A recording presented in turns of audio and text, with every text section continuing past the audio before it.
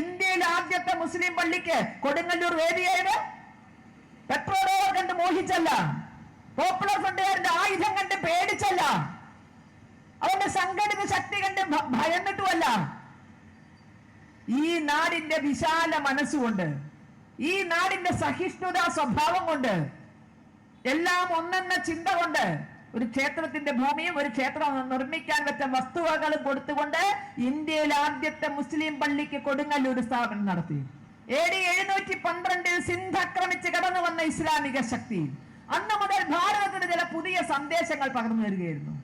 Muhammad bin Kasim ഒക്കെ ഇന്ത്യയുടെ മണ്ണിലേക്ക്, സിന്ധിലേക്ക് കടന്നു കയറിയിട്ട് സിന്ധിന്റെ ഭരണാധികാരിയുടെ തലയെറുത്ത്, ചിന്തിക്കണം, ക്ഷേത്രങ്ങൾ തകർത്ത് തലയെറുത്ത് ആ തല അന്നത്തെ ഉമയ്യദ് രാജവംശത്തിന്റെ ഗവർണർക്ക് അയച്ചു കൊടുത്തു എന്നാണ്. വെട്ടിയെടുത്ത തല അന്നത്തെ സിന്ധിന്റെ ഭരണാധികാരിയുടെ വെട്ടിയെടുത്ത തല ഉമയ്യദ് രാജവംശത്തിന്റെ ഗവർണർക്ക് അയച്ചു കൊടുത്തു. കൂടെ ഒരു മെസ്സേജും കൊടുത്തത്ര, സന്തോഷം കൊണ്ട്.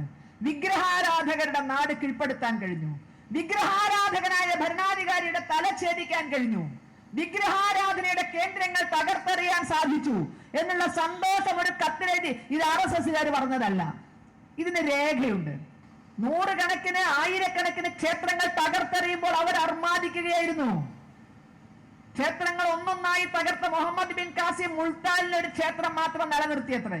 ഭക്തി കൊണ്ടല്ല, ഇഷ്ടംപോലെ വരുമാനമുണ്ട്, അതിന് ഇഷ്ടംപോലെ വരുമാനമുണ്ട്. അപ്പൊ ആ വരുമാനം കിട്ടാൻ വേണ്ടിട്ട് ആ ക്ഷേത്രം നിലനിർത്തി. പകരം എന്ത് ചെയ്തു എന്നാണ്, ആ ക്ഷേത്രത്തിലെ വിഗ്രഹത്തിൽ പശുവിന്റെ കൊടൽമാല കൊണ്ടുപോയി ചാർത്തി. കാരണം തങ്ങളുടെ ദൗത്യം നിർവഹിച്ച് തകർക്കുന്നില്ല, പശുവിന്റെ കൊടൽമാല എടുത്ത് വിഗ്രഹത്തിൽ കൊണ്ടുപോയി ചാർത്തിയ ക്രൂരത നമ്മളാരും പറഞ്ഞതല്ല, എഴുതി വെക്കപ്പെട്ടതാണ്. അമ്മമാരില്ലേ, സഹോദരിമാരില്ലേ, ഇമ്മൂർഖർക്ക് ഈശ്വര ചിന്തയില്ലേ. അവിടുന്നും കടന്നിട്ട് അല്ലെ, അവിടുന്നും കടന്നിട്ട് ഹൈന്ദവ ചോരയാൽ ചോന്നെഴുവും ഏറനാട്ടിൽ. ഏറനാടിനെ പറ്റി പറഞ്ഞത് ഹൈന്ദവ ചോരയാൽ ചോന്നെഴുവും ഏറനാട്ടിൽ. കുമാരനാശാൻ RSS ആയിരുന്നില്ല, കാരണം അന്ന് RSS ഇല്ല, അന്ന് RSS ജനിച്ചിട്ടില്ല, അങ്ങനെ ഒരു പ്രസ്ഥാനം ഉണ്ടായിട്ടില്ല. ഹൈന്ദവ ചോരയാൽ ചോന്നെഴുവും ഏറനാട്ടിൽ എന്ന് അദ്ദേഹം എഴുതിയിട്ടുണ്ടെങ്കിൽ, ആ ചോര കൊണ്ട് അവിടെ ആറാട്ട് നടത്തിയിട്ടുണ്ടെങ്കിൽ അതിനും ഇന്നുള്ളൊരു മുസൽമാനും ഉത്തരവാദിയല്ല എന്ന് തന്നെയാണ് നമ്മുടെ വിശ്വാസം. അടിമകളെ പോലെ വാലും ചുരുട്ടിയിരിക്കണം, അല്ലാതെ നിസ്കരിക്കാൻ വേണ്ടി ഉണ്ടാക്കിയതല്ല, നിസ്കരിക്കാൻ വേണ്ടി ഉണ്ടാക്കിയതല്ല. നിങ്ങളുടെ ശ്രീരാമന്റെ ജന്മസ്ഥാനം ഞങ്ങൾ തകർത്തത് അങ്ങോട്ട് നോക്കാം. ഓരോ ദിവസവും അത് നോക്കുമ്പോൾ ഭയം കൊണ്ട്, നാണം കൊണ്ട്, അപകർഷത ബോധം കൊണ്ട് അകത്തേക്ക് ചുരുണ്ട് പോകാൻ നിർബന്ധിതനാക്കുന്ന വിധത്തിൽ അവന്റെ സ്വാഭിമാനം നശിപ്പിക്കാൻ തന്നെയാണ് ശ്രീരാമ ജന്മഭൂമിയും ശ്രീകൃഷ്ണ ജന്മഭൂമിയും കാശി വിശാലാക്ഷി സമേത വിശ്വനാഥ ക്ഷേത്രവും അടക്കം തകർത്തെറിഞ്ഞ് വികലമായ കെട്ടിടങ്ങൾ നിർമ്മിച്ചത്. കാശിയിലൊന്ന് പോവുക, ഞാൻ വാബി മസ്ജിദ് നിൽക്കണമെന്ന് കാണുക. അതിന്റെ 3 ഭാഗവും ക്ഷേത്ര ചുമരുകളാണ്, അതേപോലെ ശില്പങ്ങളും എല്ലാം അതേ. എന്തുകൊണ്ടാണ്? അവിടുത്തെ ഹൈന്ദവ സമൂഹം കാണുന്നത് ഭയക്കണം, അപകർഷതാ ബോധം വരണം, അവനവനെ തന്നെ നിന്ദിക്കണം. ഗോറിയുടെയും ഗസ്നിയുടെയും ബാബറുടെയും ഔറംഗസേബിന്റെയും പിന്മുറക്കാരാണ് ഞങ്ങൾ എന്ന് പറഞ്ഞാൽ, കാരണം അവർക്കിപ്പോഴും സുപ്രീം കോടതി തീർപ്പ് കൽപ്പിച്ചാലും അയോധ്യയിലെ മുസ്ലിങ്ങൾക്ക് ആവശ്യമില്ലാത്ത ബാബറിയാണ് അവരുടെ വെറിയെങ്കിൽ, സുപ്രീം കോടതിയുടെ നിർദ്ദേശപ്രകാരം തീർപ്പ് കൽപ്പിച്ചാണ് രാമജന്മഭൂമിയിൽ രാമക്ഷേത്രം ഉയർന്നത്. ഇന്ത്യ മുഴുവൻ അതിനെ സ്വീകരിച്ചപ്പോൾ എന്തേ കേരളത്തിന് മാത്രം അസ്വസ്ഥത? കഴിഞ്ഞ ദിവസം ഒരു വ്ളോഗർ പറഞ്ഞില്ലേ, രാമക്ഷേത്രത്തെ പറ്റി ഇട്ടാൽ ഇവിടെ മാത്രമേ ഉള്ളൂ വെറുപ്പ്, വേറെ എവിടെയില്ല. കാരണം സുപ്രീം കോടതിയുടെ നിർദ്ദേശപ്രകാരം 2 ആരാധനാലയങ്ങൾ ഉണ്ടാകാൻ പോവുക. വളരെ രമ്യമായ ഒരു പരിഹാരത്തിലെത്തിക്കൊണ്ട് ശ്രീരാമ ജന്മഭൂമിയിൽ ഭവ്യവും ദിവ്യവുമായ രാമക്ഷേത്രം ഉയർന്ന് ശ്രീരാമലല്ല കണ്ണു തുറന്ന് അല്ലെ, ഈ ഭാരതത്തിന്റെ ഐശ്വര്യമായി രാമലല്ല നമ്മയൊക്കെ നോക്കുമ്പോൾ എന്തേ ഇവിടെ മാത്രം അസ്വസ്ഥത? കേരളത്തിന്റെ അവസ്ഥ എന്താണ്? ഇവിടുത്തെ മാറി മാറി വരുന്ന ഭരണകൂടങ്ങൾ, ഇവിടുത്തെ മുഖ്യധാര രാഷ്ട്രീയം, 2 മുന്നണികളിൽപ്പെട്ട് നട്ടം തിരികെയാണല്ലോ ഇവിടുത്തെ മുഖ്യധാര രാഷ്ട്രീയം. അവരുടെ പിന്തുണയാണ് ഇസ്ലാമിക സമൂഹത്തെ നശിപ്പിക്കാൻ പോകുന്നത്. നിങ്ങൾ പറയുന്നത് നിങ്ങളുടെ ശത്രു RSS ആണ്. ഇവിടുത്തെ ഇസ്ലാമിക സംഘടനകൾ പറഞ്ഞു അവരെ ഇല്ലാതാക്കാൻ ഞങ്ങൾ എന്തും ചെയ്യും, ഞങ്ങളുടെ ശത്രു നിങ്ങളുടെ ശത്രു RSS അല്ല. കേരളത്തിൽ നിങ്ങളുടെ ശത്രു RSS അല്ല, ഭാരതത്തിൽ നിങ്ങളുടെ ശത്രു RSS അല്ല. കേരളം ഞങ്ങൾ UP ആക്കുന്നു ഒരു RSSകാരി ഇന്ന് വരെ എവിടെയും വിളിച്ച് നമ്മളാരും കേട്ടിട്ടില്ലല്ലോ. കേട്ടിട്ടുണ്ടോ? എവിടെന്നെങ്കിലും? ഇപ്പൊ ഇവിടെയൊക്കെ ഒളിക്യാമറകൾ പല ഭാഗത്തും കാണാണ്. ചില ക്യാമറകളുടെ ഒക്കെ നേട്ടം കൊണ്ട് വരുന്നുണ്ട്, കാരണം എവിടെയെങ്കിലും പിടിച്ചാൽ അതും വെച്ചുകൊണ്ട് മേപ്പോട്ട് പോവാന്നുള്ള ലക്ഷ്യത്തിലൊക്കെ കൊണ്ട് റെക്കോർഡ് ചെയ്യുന്നുണ്ടെന്നറിയാം. നിങ്ങൾ എല്ലാ സ്ഥലത്തും റെക്കോർഡ് ചെയ്യുന്നുണ്ട്, കാണാൻ സാധിച്ചോ? നിങ്ങൾക്ക് കേട്ടോ? കേരളം ഞങ്ങൾ UP ആക്കും, കേരളം ഞങ്ങൾ ഗുജറാത്ത് ആക്കും പറഞ്ഞിട്ടുണ്ടോ? കേരളം ഞങ്ങൾക്ക് കേരളം തന്നെയാണ്, ഭാരതത്തിന്റെ ഭാഗം തന്നെയാണത്. ഞങ്ങളുടെ അമ്മ തന്നെയാണ് കൈരളിയും. ഇത് വേറൊന്നാക്കണ്ട. പക്ഷെ ഇതേ മണ്ണിൽ നിന്നുകൊണ്ട് കേരളം ഞങ്ങൾ കാശ്മീരാക്കുമെന്ന് ആരെ നോക്കിയാ മുദ്രാവാക്യം വിളിച്ചത്? അയോധ്യയിൽ നിങ്ങളെ കൊണ്ട് ഈ പെടലി പഠിച്ചത് ആരാ? RSS ആ? ശ്രീരാമ ജന്മഭൂമിയിൽ നിങ്ങളെ കൊണ്ട് ഈ കുടുക്കപ്പെടുത്തിയത് RSS ആണോ? അല്ല, അവിടുത്തെ മുസ്ലിങ്ങൾ എന്നേ അത് കൈമാറാൻ തയ്യാറായിരുന്നു. ഇപ്പൊ ഒരു അറബി ഗവേഷണ കേന്ദ്രം പൊന്നാനിയിൽ വരാൻ പോകുന്നത്ര നല്ല കാര്യം. കാരണം ഒരു ഭാഷയ്ക്കും ഐത്തമില്ല. അത് സംസ്കൃതം ആയാലും അറബി ആയാലും ഒരു ഭാഷയ്ക്കും ഐത്തമില്ല എന്ന് വിശ്വസിക്കുന്നവരാ നമ്മള്. അറിവ് ഏതിയെ വന്നാലും സ്വീകരിക്കണമെന്നാണ് ഭാരതം പറഞ്ഞത്. ഏതിയച്ച വന്നോട്ടെ, എല്ലാ അറിവുകളെയും കൈനീട്ടി സ്വീകരിക്കണമെന്നാണ് ഭാരതം പറഞ്ഞിരിക്കുന്നത്. അതുകൊണ്ട് അറബി ഗവേഷണ കേന്ദ്രം പൊന്നാനിയിൽ വരുന്നതിന് ഞങ്ങൾക്കൊക്കെ സന്തോഷമേ ഉള്ളൂ. നമ്മുടെ ഉന്നത വിദ്യാഭ്യാസ മന്ത്രി ബിന്ദു ടീച്ചർ അഭിമാനത്തോടുകൂടി പറഞ്ഞതാണ്, പൊന്നാനിയിൽ ഒരു അറബി ഗവേഷണ കേന്ദ്രം വരുന്നു. പക്ഷെ അടുത്ത വാചകം വായിച്ചപ്പോ ഞെട്ടിപ്പോയില്ലോ നമ്മള്. ആരുടെ പേരിലാണ് അത് ഉണ്ടാക്കാൻ പോകുന്നത്? ആരുടെ പേരിലാ? സൈനുദ്ദീൻ മക്തൂം. ഇതാരാണ് ആള്? ഇതാരാണ് ആളെന്ന് അത്യാവശ്യം മതകാര്യങ്ങൾ ശ്രദ്ധിക്കുന്ന എല്ലാവർക്കും അറിയാം. ഈ ഫത്തുൽ മുഈൻ എന്താണ് എന്ന് നിങ്ങളുടെ എല്ലാവരുടെ കയ്യിൽ അത്യാവശ്യം ഡാറ്റയൊക്കെ ഉണ്ട് ഫോണിൽ. ഒന്ന് നെറ്റിൽ അടിച്ചു കൊടുത്താൽ അതിന്റെ PDF രൂപം മലയാളത്തിൽ നമുക്ക് കിട്ടും. ഈ സാധനം എന്താണ് എന്ന് ഇത് നമുക്ക് നോക്കേണ്ട കാര്യമില്ല, നമ്മൾ പഠിക്കുന്നതല്ല, ഒന്നുമല്ല. പക്ഷെ ബിന്ദു ടീച്ചർ നോക്കണം. എന്റെ മനുസ്മൃതി വായിച്ചവർ ഫത്തുൽ മുഈൻ വായിച്ചില്ലേ? ഭാര്യയെ തല്ലാൻ ഒരു അവകാശം ഉണ്ടെന്ന് വളരെ കൃത്യമായി പറഞ്ഞു വെച്ചിരിക്കുന്നു. സ്ത്രീകളുടെ കാര്യം മാത്രം എടുത്താൽ ഭാര്യയെ തല്ലാൻ ഭർത്താവിന് അവകാശമുണ്ട്. കൗമാരപ്രായം പിന്നിടുന്ന കുട്ടികളെ പഠിപ്പിക്കുന്നതാണ് കേരളത്തിൽ. അവര് പഠിപ്പിച്ചാൽ നമുക്ക് കുഴപ്പമില്ല. ബിന്ദു ടീച്ചർ കാണണ്ടേ? നിസ്കാരം മുടക്കുന്ന മുസൽമാനെ എന്താണ് ചെയ്യേണ്ടത്? 5 നേരം നിസ്കരിക്കാത്ത മുസൽമാനെ എന്താണ് ചെയ്യേണ്ടത്? കൊല്ലാൻ അധികാരം ഉണ്ടെന്നാ പറഞ്ഞത്. ഇത്തരം ഒരു ഗ്രന്ഥം എഴുതിയൊരു വ്യക്തിക്ക് ഇസ്ലാമിക സംഘടനകളുടെ പേരിൽ എന്തുമാകാം. പക്ഷേ ഞങ്ങളിലില്ല ഹൈന്ദവ രക്തം, ഞങ്ങളിലില്ല ക്രൈസ്തവ രക്തം, ഞങ്ങളിലില്ല മുസ്ലിം രക്തം എന്ന് പറയുന്ന കമ്മ്യൂണിസ്റ്റുകാർ ഭരിക്കുന്ന കേരളത്തിൽ, ഒരു കമ്മ്യൂണിസ്റ്റുകാരി മുഖ്യമന്ത്രിയായിരിക്കുന്ന കേരളത്തിൽ, ഒരു കമ്മ്യൂണിസ്റ്റ് പാർട്ടി ജനറൽ സെക്രട്ടറി സ്ഥാനം വരെ ഇരുന്ന ഒരാളുടെ ഭാര്യയുടെ നേതൃത്വത്തിൽ ചിന്തിക്കൂ, ഇതുപോലൊരു പുസ്തകം എഴുതിയ ഒരു വ്യക്തിയുടെ പേരിൽ ഒരു ഗവേഷണ കേന്ദ്രം ആരംഭിക്കുമ്പോൾ അവിടെയാണ് തീവ്രവാദത്തിന് കൊട പിടിച്ചു കൊടുക്കുന്നവരാണ് ഇവിടെയുള്ളവർ. ഒരു കൂട്ടം ചെറുപ്പക്കാർ കാറുകളിലും ബൈക്കുകളിലുമായി ഈരാറ്റുപേട്ടയിൽ നിന്ന് കുതിച്ച് പള്ളിപ്പറമ്പിലെത്തുന്നു. കുരിശുപട്ടിക്ക് ചുറ്റും റേസ് ചെയ്തുകൊണ്ട് കാറും ബൈക്കുകളും ഓടിക്കുന്നു. ആ ചെറുപ്പക്കാരുടെ മതം പറയാൻ പാടില്ലേ? കാരണം കോട്ടയത്തെ SP വിലക്കിയിട്ടുണ്ട്. കോട്ടയം SP വിലക്കിയത് കൊണ്ട് ഞാൻ പറയുന്നു അവർക്ക് മതമില്ല. ബാക്കി നിങ്ങൾ ചിന്തിച്ചോളി.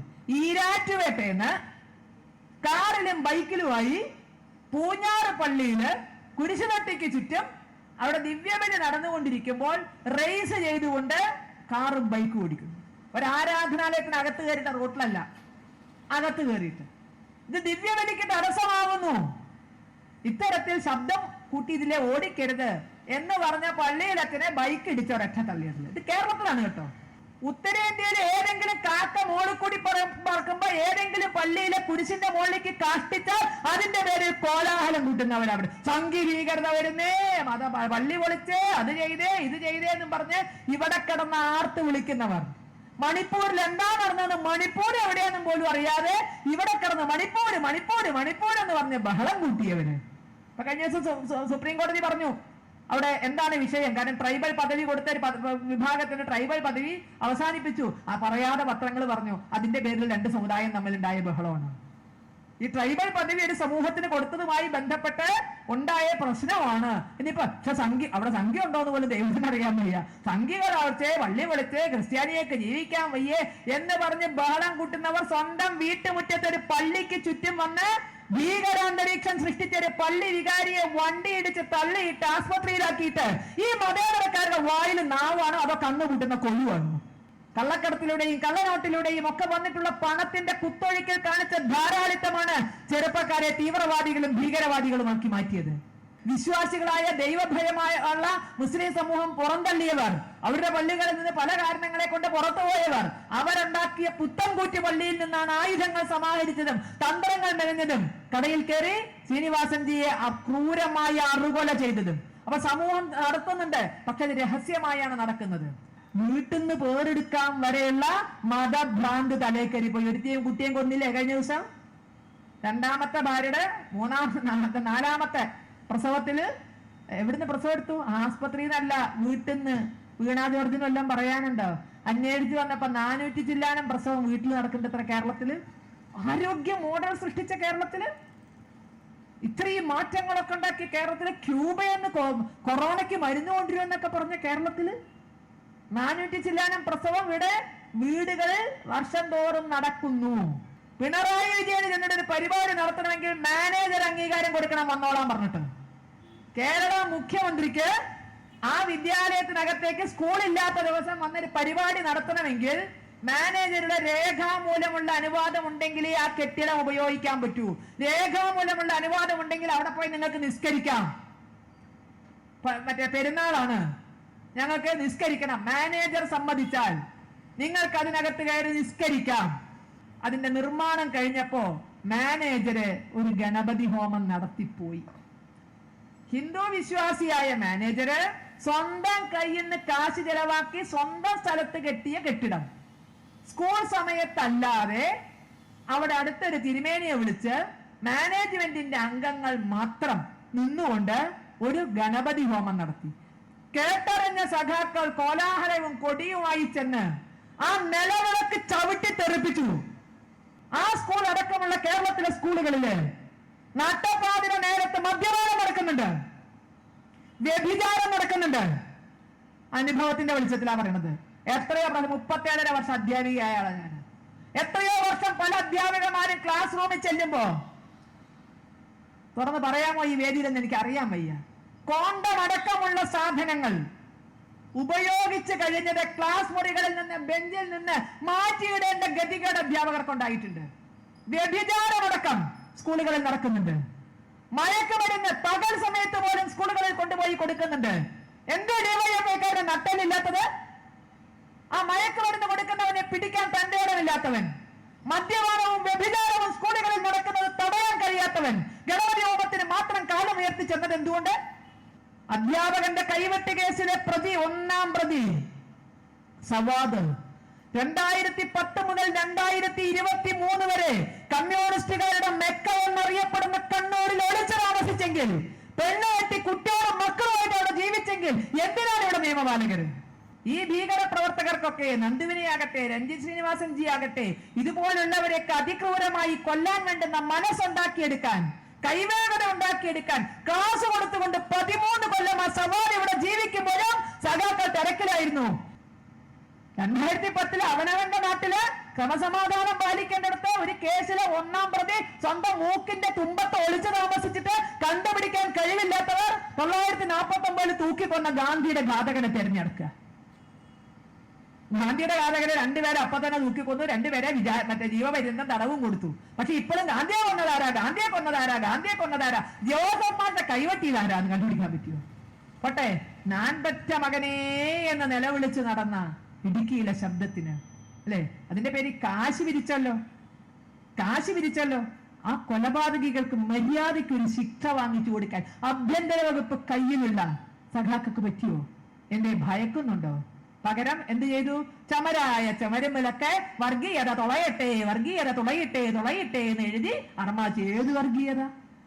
തീച്ചൂളയിൽ കരുത്ത് വളർന്ന ഞങ്ങൾക്ക് നിങ്ങളുടെ അത്തരം മോഹങ്ങളെ അംഗീകരിച്ച് നൽകാൻ സാധിക്കില്ല.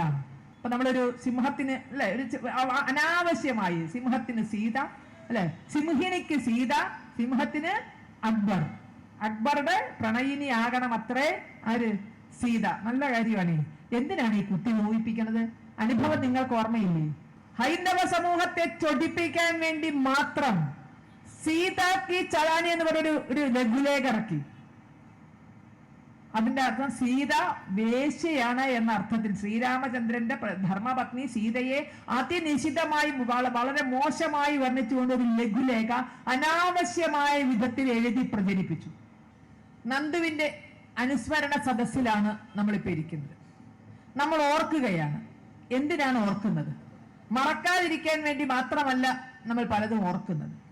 ഈ ഓർക്കൽ ഒരു ഓർമ്മപ്പെടുത്തൽ കൂടിയാണ്. ഇനി അത്തരത്തിലൊന്ന് സംഭവിക്കാതിരിക്കാൻ, ഇത്തരത്തിൽ സംഭവിക്കാനുണ്ടായ കാരണം എന്താണോ അതിനെ അടിവേര് തൊട്ട് ഇല്ലാതാക്കാൻ, അതിന് നമുക്ക് ഇത്തരം ചില ഓർമ്മകൾ ആവശ്യമാണ്. അപ്പൊ തീർച്ചയായും ഹതഭാഗ്യനായ ഇസ്ലാമിക ഭീകരവാദത്തിന്റെ, ഇസ്ലാമിക അസഹിഷ്ണുതയുടെ ഒരുപക്ഷെ തലച്ചോറിലേക്ക് വളരെ കുട്ടിക്കാലം മുതൽ ബോധമുറയ്ക്കുന്നതിന് മുമ്പ്, അമ്മിഞ്ഞ പാലിന്റെ മണം മാറുന്നതിന് മുമ്പ് തലച്ചോറിലേക്ക് കയറ്റപ്പെട്ട ചില തീവ്രമായ ആശയങ്ങളുടെ ഇരയാക്കി മാറ്റപ്പെട്ട നന്ദു. ഈ നന്ദു നമ്മുടെ മുന്നിൽ വളരെ വികാര വായ്പോടുകൂടി നമ്മൾ നന്ദുവിനെ കാണുന്നത് നമ്മൾ എല്ലാവരും ആ സ്ഥാനത്താണ് നിൽക്കുന്നത് എന്നുള്ളത് കൊണ്ട് തന്നെയാണ്. മറ്റാർക്കൊക്കെയോ സ്വർഗത്തിലേക്ക് കയറിപ്പോകാനുള്ള ചവിട്ടുപടികളോ ഇരകളോ മാത്രമായി നമ്മളൊക്കെ മാറ്റപ്പെട്ടേക്കാമോ എന്ന ഭയം ലോകത്ത് എല്ലായിടത്തും ഉണ്ട്. കേവലം കേരളത്തിലോ ഈ വയലാറിലോ അല്ലെങ്കിൽ ഈ ചേർത്തലയിലോ മാത്രമല്ല, ലോകത്തെല്ലായിടത്തും അത്തരം ഒരു ഭയം. ആർക്കെങ്കിലുമൊക്കെ സ്വർഗത്തിലേക്ക് കയറിപ്പോകാനുള്ള ചവിട്ടുപടിയോ ഇരയോ ആയി ആരും മാറ്റപ്പെട്ടേക്കാം എന്ന അവസ്ഥ. കാരണം മതത്തിന് വേണ്ടി ആരെയെങ്കിലുമൊക്കെ കൊന്നാൽ സ്വർഗം കിട്ടും എന്ന് ധരിച്ചു വശായ ഒരു പിടി ആളുകളുടെ കയ്യിൽ കിടന്ന് ലോകത്തിലെ സമാധാനം അമ്മാനമാടേണ്ട ഒരു ഗതികേട് കുറെ വർഷങ്ങളായി നമ്മൾ ലോകം അനുഭവിച്ചു കൊണ്ടിരിക്കുന്നു. ഇവിടെ മാത്രമല്ല, ഇവിടെ നന്ദു കൃഷ്ണയുടെ ആകട്ടെ ഈ ആലപ്പുഴ ജില്ലയിൽ തന്നെ ഇസ്ലാമിക ഭീകരവാദത്തിന് ഇരയായി 4 ജീവനുകൾ, വിലപ്പെട്ട ജീവനുകൾ നഷ്ടപ്പെട്ടിട്ടുണ്ട് എന്ന് നമുക്കറിയാം. അപ്പൊ ഇതിൽ ഏത് പറഞ്ഞാലും പറയുന്ന ഒരു കാര്യമുണ്ട്, അത് RSSകാരായതുകൊണ്ടാണ്. RSSകാരെ എന്തും ചെയ്യാൻ ഞങ്ങൾക്ക് അധികാരമുണ്ട്, RSSനെ ഇല്ലാതാക്കാൻ ഞങ്ങൾ എന്തും ചെയ്യും, RSS എന്തോ ഒരു ഭീകര ജീവിയാണ്, RSS ആണ് ശത്രു. ആയിക്കോട്ടെ, ലോകത്ത് മറ്റൊരിടത്തും RSS ഉണ്ടോ? ലോകത്ത് ചിന്തിച്ചു നോക്കൂ. സമാധാനം എന്നൊന്ന് ലോകത്തിന് മറക്കേണ്ടുന്ന ഒരു ഗതികേട് വരുന്നത് ഇത്തരം ചില ആളുകളുടെ പ്രവൃത്തി കൊണ്ടല്ലേ? എന്തിന് ഇസ്ലാമിക രാജ്യങ്ങൾ പോലും ഈ ഭീകരവാദത്തിന്റെ ഇരയാക്കി മാറ്റപ്പെട്ടിട്ടില്ലേ? പെഷവാറില് ആർമി സ്കൂളിലേക്ക് എരച്ചു കയറി മുന്നും പിന്നും നോക്കാതെ ചറപറ എന്ന് വെടിവെച്ചപ്പോ താഴെ വീണ് പെടഞ്ഞത് 145 കുട്ടികളുടെ ജീവനായിരുന്നു. ആ കുട്ടികളിൽ ഒന്നുപോലും RSS ആയിരുന്നില്ല, RSSകാരുടെ വീട്ടിലേതായിരുന്നില്ല, ഹിന്ദു ആയിരുന്നില്ല.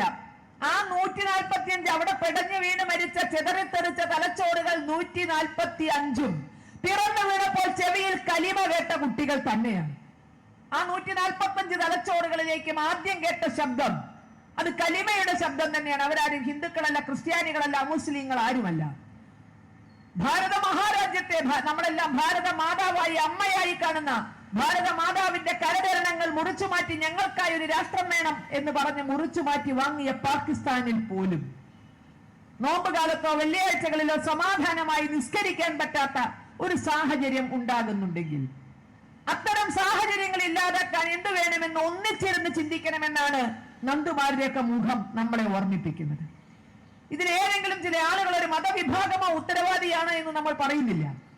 എല്ലാ മതവും പരിഷ്കരണങ്ങൾക്ക് വിധേയമായിട്ടുണ്ട്. നമുക്കറിയാം, ഇടക്കാലത്ത് വേണ്ടത്ര പഠനത്തിന്റെ അഭാവം മൂലം, ആചരണത്തിന്റെ അഭാവം മൂലം ജാതീയത അടക്കമുള്ള ഒരുപാട് അഴുക്കുകൾ ഹൈന്ദവ സമാജത്തിലും കയറിക്കൂടിയിട്ടുണ്ട്. പക്ഷെ ആ അഴുക്കുകളെ ഒക്കെ നീക്കം ചെയ്യാനുള്ള ശക്തി, സ്വമേധയാ ശുദ്ധീകരിക്കാനുള്ള ശക്തി ഹൈന്ദവ സമൂഹം കാണിച്ചിട്ടുണ്ട്. ലോകത്തെ കുരിശ് യുദ്ധങ്ങളും ലോകമഹായുദ്ധങ്ങൾക്കും വരെ കാരണമായിട്ടുള്ള, നമുക്കറിയാം, തുറന്നു തന്നെ ക്രൈസ്തവ സമൂഹം സമ്മതിച്ചിട്ടുണ്ട്. പല നാടുകളിലും ചെന്ന് ക്രൈസ്തവ മാർപ്പാപ്പ അതിനെ പ്രതിനിധീകരിച്ചുകൊണ്ട് മാപ്പ് പറഞ്ഞിട്ടുണ്ട്. കീഴടക്കലിന്റെ സാമ്രാജ്യത്വത്തിന്റെ കാലത്ത് പല നാടുകളിലും കീഴടക്കിക്കൊണ്ട് ചെയ്യാൻ പാടില്ലാത്തത് പലതും ചെയ്ത ക്രൈസ്തവ വിശ്വാസം തിരിച്ചറിവിന്റെ പാതയിലൂടെ വന്നപ്പോൾ ഇതല്ല ശരിയായ വഴി എന്ന് തിരിച്ചറിയുകയും സമാധാനത്തിന്റെ വഴിയിലേക്ക് അവർ മാറുകയും ചെയ്യുന്നത് നമ്മൾ കണ്ടു. ഇങ്ങനെ ലോകത്തെ ഏത് മതത്തിനെടുത്ത് നോക്കിയാലും ഇടക്കാലത്ത് എങ്ങനെയൊക്കെയോ സംഭവിച്ചിട്ടുള്ള അഴുക്കുകളെ കഴുകിക്കളയാനും അതിനാണ് നമ്മൾ നവോത്ഥാനം എന്നൊക്കെ പറയുക. എല്ലാ മതവും അതിന് വിധേയമായിട്ടുണ്ട്. പക്ഷെ നിർഭാഗ്യവശാൽ ഇവിടെ സംഭവിക്കുന്നത് എന്ത്? ഈ നന്ദു കൃഷ്ണയുടെ അടക്കം ജീവനെടുക്കുന്ന തീവ്രവാദികൾ ഒരു പിടിയായിരിക്കാം. ഇവിടുത്തെ ഇസ്ലാമിക സമൂഹത്തിൽ ഒരു 10% താഴെയായിരിക്കാം ഒരു പക്ഷേ ഇങ്ങനെ വാളെടുത്ത് മറ്റുള്ളവരുടെ കഴുത്ത് വെട്ടി സ്വർഗത്തിൽ പോകാൻ ആഗ്രഹിക്കുന്നതും അത് ചെയ്യാൻ അറപ്പില്ലാതെ നിൽക്കുന്നതും ഒരു 10% താഴെയായിരിക്കാം. പക്ഷെ നിശബ്ദരാക്കപ്പെട്ട ബാക്കിയുള്ള 90% ഒന്നുകിൽ മതത്തെ പ്രചോദിതരായിട്ടോ അതുമല്ലെങ്കിൽ ഈ 10% ഭയന്നുകൊണ്ടോ ഇവരെ തിരുത്താൻ ശേഷിയില്ലാതെ നിശബ്ദരാക്കപ്പെടേണ്ടി വന്ന ഒരു 90%. അവർ ആ നിശബ്ദത ഭേദിക്കുമ്പോൾ മാത്രമാണ് ഇനി നന്ദോകൃഷ്ണന്മാരുടെ മാത്രമല്ല അവരുടെ വരെ ജീവന് സുരക്ഷയുണ്ടാവുള്ളൂ, അവർക്ക് വരെ മനസമാധാനത്തോടെ അവരുടെ ആരാധന നിർവഹിക്കാൻ സാധിക്കുകയുള്ളൂ എന്നാണ് ലോകരംഗത്ത് നമ്മൾ പഠിച്ചിട്ടുള്ള കാര്യം. അപ്പൊ സമാധാനം ആഗ്രഹിക്കുന്ന എല്ലാവരും ഒരുമിച്ച് നിന്നുകൊണ്ട് ഇസ്ലാമിക തീവ്രവാദത്തിൽ നിന്ന് നമ്മുടെ ഈ കൊച്ചു കേരളത്തെ രക്ഷപ്പെടുത്തിയെടുക്കാൻ സാധിച്ചില്ലെങ്കിൽ കേരളത്തിന്റെ ശാന്തിയും സമാധാനവും നമുക്ക് വെറും ഓർമ്മകളിൽ മാത്രം, ചരിത്രത്തിന്റെ ഏടുകളിൽ മാത്രം കണ്ടെത്തേണ്ടുന്ന ഒരു വസ്തുതയായി പരിണമിച്ചേക്കാം. അവിടെയാണ് ഈ ഓർമ്മകൾക്കും ഓർമ്മപ്പെടുത്തലുകൾക്കും ഒക്കെ വളരെ വളരെ വലിയ പ്രസക്തിയുള്ളത്. അപ്പൊ നേരത്തെ ഇവിടെ സ്വാഗത പ്രഭാഷണത്തിൽ ജിനുജി പറഞ്ഞു യോഗിജിയുടെ വരവുമായി ബന്ധപ്പെട്ടുണ്ടായ അസ്വസ്ഥതകൾ. ഈ കേരളത്തിൽ അയിത്തം നിയമം മൂലം നിർമ്മാർജ്ജനം ചെയ്ത ഭാരതത്തിൽ, ഇന്ത്യയുടെ നിയമങ്ങൾ പൂർണ്ണമായി പാലിക്കേണ്ട കേരളത്തിൽ ഇവിടെ ആര് വരണം ആര് പോകണമെന്ന് തീരുമാനിക്കുന്ന ഒരുപിടി ഇസ്ലാമിക സംഘടനകളാണ്. അവർക്ക് വേണ്ടി, അവരുടെ വോട്ടിന് വേണ്ടി അവരുടെ കാലല്ല സർവാംഗം നക്കി കൊടുക്കുന്ന രാഷ്ട്രീയക്കാരാണ് തീരുമാനിക്കേണ്ടത്. ഈ ആര് വരണം ആര് പോകണം, ഇവിടെ അത്തരത്തിൽ അയിത്തം നിലനിൽക്കുന്നുണ്ടോ? ഗുജറാത്ത് മുഖ്യമന്ത്രിയായിരുന്ന കാലത്ത് മോദിജിക്ക് കേരളത്തിലേക്ക് വരാൻ പാടില്ല, മോദിജി ഗോബാക്ക്, മോദിജിക്ക് വരാൻ പാടില്ല. ഇന്ത്യയിലെ 27 സംസ്ഥാനങ്ങളിലും മോദിജിക്ക് ചെല്ലാം. പക്ഷെ കേരളത്തിന്റെ മണ്ണിൽ മോദിജി വരുമ്പോൾ മാത്രം ഗോബാക്ക് വിളിയായിരുന്നു. അദ്ദേഹം ഇന്ത്യൻ യൂണിയനിലെ ഒരു സംസ്ഥാനത്തിന്റെ മുഖ്യമന്ത്രിയായിരുന്നു. ഇതേ അവസ്ഥയാണ് യോഗിജി കേരളത്തിൽ വരുമ്പോൾ. ഇവരെ ഭയന്നുകൊണ്ട് ഇവരുടെ തിട്ടൂരം വാങ്ങിക്കൊണ്ട് കേരളത്തിലേക്ക് ആരെങ്കിലും വരണം എന്നുള്ള തീരുമാനം, നാളെ ഇവർ ആഗ്രഹിക്കാത്തവർ കേരളത്തിൽ താമസിക്കാൻ പാടില്ല എന്ന തിട്ടൂരത്തിലേക്ക് പോകാൻ ഇനി എത്ര നാളുണ്ട്? ഞങ്ങൾ ആഗ്രഹിക്കാത്തവർ കേരളത്തിൽ വരാൻ പാടില്ല എന്ന് ഇന്ന് പറയാൻ കാണിക്കുന്ന ധാർഷ്ട്യം, ഇന്ന് പറയാൻ കാണിക്കുന്ന അഹങ്കാരം, അത് വഴിമാറിക്കൊണ്ട് കാശ്മീരികളിൽ ഇന്നലെ ചെയ്തതുപോലെ ഞങ്ങൾക്ക് ഇഷ്ടമില്ലാത്തവർ നാളെ മുതൽ ഇവിടെ കാണരുത് എന്ന പോസ്റ്റർ, എന്ന നോട്ടീസ് വീടുകളിൽ പതിക്കാൻ ഇനി എത്ര നാളുണ്ട്? ആ ഓർമ്മയാണ്, ആ ഓർമ്മപ്പെടുത്തലാണ് നന്ദുവിന്റെ മുഖത്ത് നിന്ന് നമ്മുടെ ഓരോരുത്തരുടെയും ഉള്ളിൽ ഉണ്ടാകേണ്ടത്. കാശ്മീരിലെ ചുമരുകളിൽ പതിക്കപ്പെടുന്ന 3 ഓപ്ഷനാണ്. അവിടുത്തെ കാശ്മീരി പണ്ഡിറ്റുകളുടെ വീടുകളുടെ വാതിലുകളിൽ പതിക്കപ്പെട്ടത്, പരസ്യമായി പതിച്ചത് 3 ഓപ്ഷൻ. അവർക്ക് 3 ഓപ്ഷൻ: ഒന്നുകിൽ ഇസ്ലാമിലേക്ക് മതം മാറാം, എങ്കിൽ അവിടെ ജീവിക്കാം; ഒന്നുകിൽ ഇസ്ലാമിലേക്ക് മതം മാറിക്കൊണ്ട് കാശ്മീരിൽ ജീവിക്കാം; അതുമല്ലെങ്കിൽ കാശ്മീർ താഴ്വര വിട്ട് പോകാം, പറഞ്ഞ ദിവസത്തിനകം കാശ്മീർ താഴ്വര ശുദ്ധീകരിച്ച് പോയിക്കൊള്ളണം; മൂന്നാമത്തെ ഓപ്ഷൻ ചാകാൻ തയ്യാറാവുക. ഇവിടെ നിൽക്കുകയാണെങ്കിൽ, ഹിന്ദുവായി കാശ്മീരിൽ നിൽക്കുകയാണെങ്കിൽ ചാകാൻ തയ്യാറാവുക. ഈ 3 ഓപ്ഷൻ വാതിലിൽ പതിച്ചത് കെട്ടുകഥയല്ല, സ്വപ്നത്തിൽ നമ്മളാരും കണ്ടതല്ല. മറ്റേ ഹാരപ്പൻ നാഗരികതയോ അല്ലെങ്കിൽ മെസപ്പൊട്ടേമിയൻ നാഗരികതയോ ഒക്കെ പോലെ നമ്മൾ പാത്രങ്ങളിൽ നിന്നോ അല്ലെങ്കിൽ കല്ലിൽ നിന്നോ ഗവേഷണം ചെയ്ത് കണ്ടെത്തിയതല്ല. ഈ ചരിത്രകാലത്തെ 90കളുടെ തുടക്കത്തിൽ, 1990കളുടെ തുടക്കത്തിൽ കാശ്മീരിലെ വീട്ടുപാതിക്കൽ പതിച്ചതാണ്. അന്നും കേന്ദ്ര ഗവൺമെന്റ് ഉണ്ട്, പട്ടാളമുണ്ട്, കാശ്മീരിലെ ഭരണകൂടമുണ്ട്, അവിടെ പോലീസുണ്ട്, നിയമ സംവിധാനമുണ്ട്. പക്ഷെ അതൊന്നും തന്നെ കാശ്മീരി പണ്ഡിറ്റുകളുടെ രക്ഷയ്ക്കെത്തിയില്ല. ഇസ്ലാമിക വോട്ട് ഭയന്ന് നിൽക്കുന്ന കേന്ദ്ര ഭരണത്തിനോ അല്ലെങ്കിൽ ഈ തീവ്രവാദികൾക്ക് വേണ്ടി മാത്രം ഭരിക്കുന്ന കാശ്മീരി ഭരണകൂടത്തിനോ ഒന്നും തന്നെ ഈ പാവങ്ങളുടെ ജീവൻ രക്ഷിക്കാനായില്ല. ഒരു ഗതിയും പരഗതിയില്ലാതെ കയ്യിൽ കിട്ടിയതെടുത്ത് കാശ്മീരി താഴ്വരയിൽ നിന്ന് ഓടി രക്ഷപ്പെടേണ്ടി വന്നു. ഈ അടുത്ത കാലത്ത് 370-ാം വകുപ്പ് ഒഴിവാക്കുന്നത് വരെ ഡൽഹിയിലെയും ജമ്മുവിലെയും തെരുവുകളിൽ ഭിക്ഷക്കാരെ പോലെ ടെന്റ് അടിച്ച് കഴിഞ്ഞുകൂടേണ്ടി വന്നു അവർക്ക്. ഇത് കഥയല്ല, ചരിത്രത്തിന്റെ ഏടുകളിൽ നിന്ന് തപ്പിയെടുക്കുന്നതല്ല, വർത്തമാന യാഥാർത്ഥ്യങ്ങളുടെ ഭീകരതയാണിത്. ഈ മതേതരത്വം പറയുന്ന ഭാരതത്തില് പറയുന്ന ഭരണഘടനയാണ് ഇവിടുത്തെ മതഗ്രന്ഥം. ചിലരൊക്കെ പറഞ്ഞിട്ട് ഭരണഘടന അവർക്കാരാണ്ട് ദൈവം നൂലിക്കെട്ടി ഇറക്കി കൊടുത്ത പോലെ, ഭരണഘടനയിൽ ഇവിടുത്തെ ഹൈന്ദവ സമൂഹത്തിന് മറ്റാർക്കും ഒരു ബന്ധമില്ലാത്ത പോലെ ഭരണഘടനയാണ് ഞങ്ങളുടെ മതഗ്രന്ഥം, ഭരണഘടന അനുസരിച്ച്. ഇതേ ഭരണഘടനയ്ക്ക് അനുസരിച്ചല്ലേ കാശ്മീരിലെ പണ്ഡിറ്റുകൾ ജീവിച്ചിരുന്നത്? ഇതേ ഭരണഘടനയല്ലേ അവർ അംഗീകരിച്ചിരുന്നത്? അത് ഏതെങ്കിലും വന്ന് അവരെ രക്ഷയ്ക്കാൻ എത്തിയോ? ആണും പെണ്ണും കെട്ട വിധത്തിൽ ഭരിക്കുന്ന ഭരണകൂടം അവരിറങ്ങിപ്പോകുമ്പോൾ കണ്ണടച്ചിരുന്നു, കണ്ണടച്ച് ഇരുട്ടാക്കി കണ്ടില്ല എന്ന് നടിച്ചു. ഇറക്കി വിട്ടപ്പോൾ അവർ അഹങ്കാരത്തോടു കൂടി പറഞ്ഞൊരു കാര്യമുണ്ട്: കാശ്മീർ കഴിഞ്ഞാൽ കേരളമാണെന്ന്. കേരളം ഞങ്ങൾ കാശ്മീരാക്കും. RSSകാർ വിളിച്ച മുദ്രാവാക്യമല്ല. കേരളം ഞങ്ങൾ UP ആക്കുന്നു ഒരു RSSകാർ ഇന്ന് വരെ എവിടെയും വിളിച്ച് നമ്മളാരും കേട്ടിട്ടില്ലല്ലോ. കേട്ടിട്ടുണ്ടോ? എവിടെന്നെങ്കിലും ഇപ്പൊ ഇവിടെയൊക്കെ ഒളി ക്യാമറകൾ പല ഭാഗത്തും കാണാണ്. ചില ക്യാമറകളുടെ ഒക്കെ നേട്ടം കൊണ്ട് വരുന്നുണ്ട്. കാരണം എവിടെയെങ്കിലും പിടിച്ചാൽ അതും വെച്ചുകൊണ്ട് മേപ്പോട്ട് പോവാന്നുള്ള ലക്ഷ്യത്തിലൊക്കെ കൊണ്ട് റെക്കോർഡ് ചെയ്യുന്നുണ്ടെന്നറിയാം. നിങ്ങൾ എല്ലാ സ്ഥലത്തും റെക്കോർഡ് ചെയ്യുന്നുണ്ട്. കാണാൻ സാധിച്ചോ? നിങ്ങൾക്ക് കേട്ടോ? കേരളം ഞങ്ങൾ UP ആക്കും, കേരളം ഞങ്ങൾ ഗുജറാത്ത് ആക്കും പറഞ്ഞിട്ടുണ്ടോ? കേരളം ഞങ്ങൾക്ക് കേരളം തന്നെയാ, ഭാരതത്തിന്റെ ഭാഗം തന്നെയാണത്. ഞങ്ങളുടെ അമ്മ തന്നെയാണ് കൈരളിയും. ഇത് വേറൊന്നാക്കണ്ട. പക്ഷെ ഇതേ മണ്ണിൽ നിന്നുകൊണ്ട് കേരളം ഞങ്ങൾ കാശ്മീരാക്കുമെന്ന് ആരെ നോക്കിയാ മുദ്രാവാക്യം വിളിച്ചത്? ചിന്തിക്കൂ. എന്തായിരുന്നു അതിന്റെ അർത്ഥം? കാശ്മീരിലെ മഞ്ഞുമല കേരളത്തിൽ കൊണ്ടുവയ്ക്കാൻ പറ്റുമോ? ഇത്രയും ടെമ്പറേച്ചർ ഉള്ള കേരളത്തില് കാശ്മീരിലെ മഞ്ഞുമലകൾ കൊണ്ടുവയ്ക്കാൻ പറ്റുമോ? കാശ്മീരിന്റെ പ്രകൃതി ഇങ്ങോട്ട് കൊണ്ടുവരാൻ കഴിയോ? ഇല്ലല്ലോ.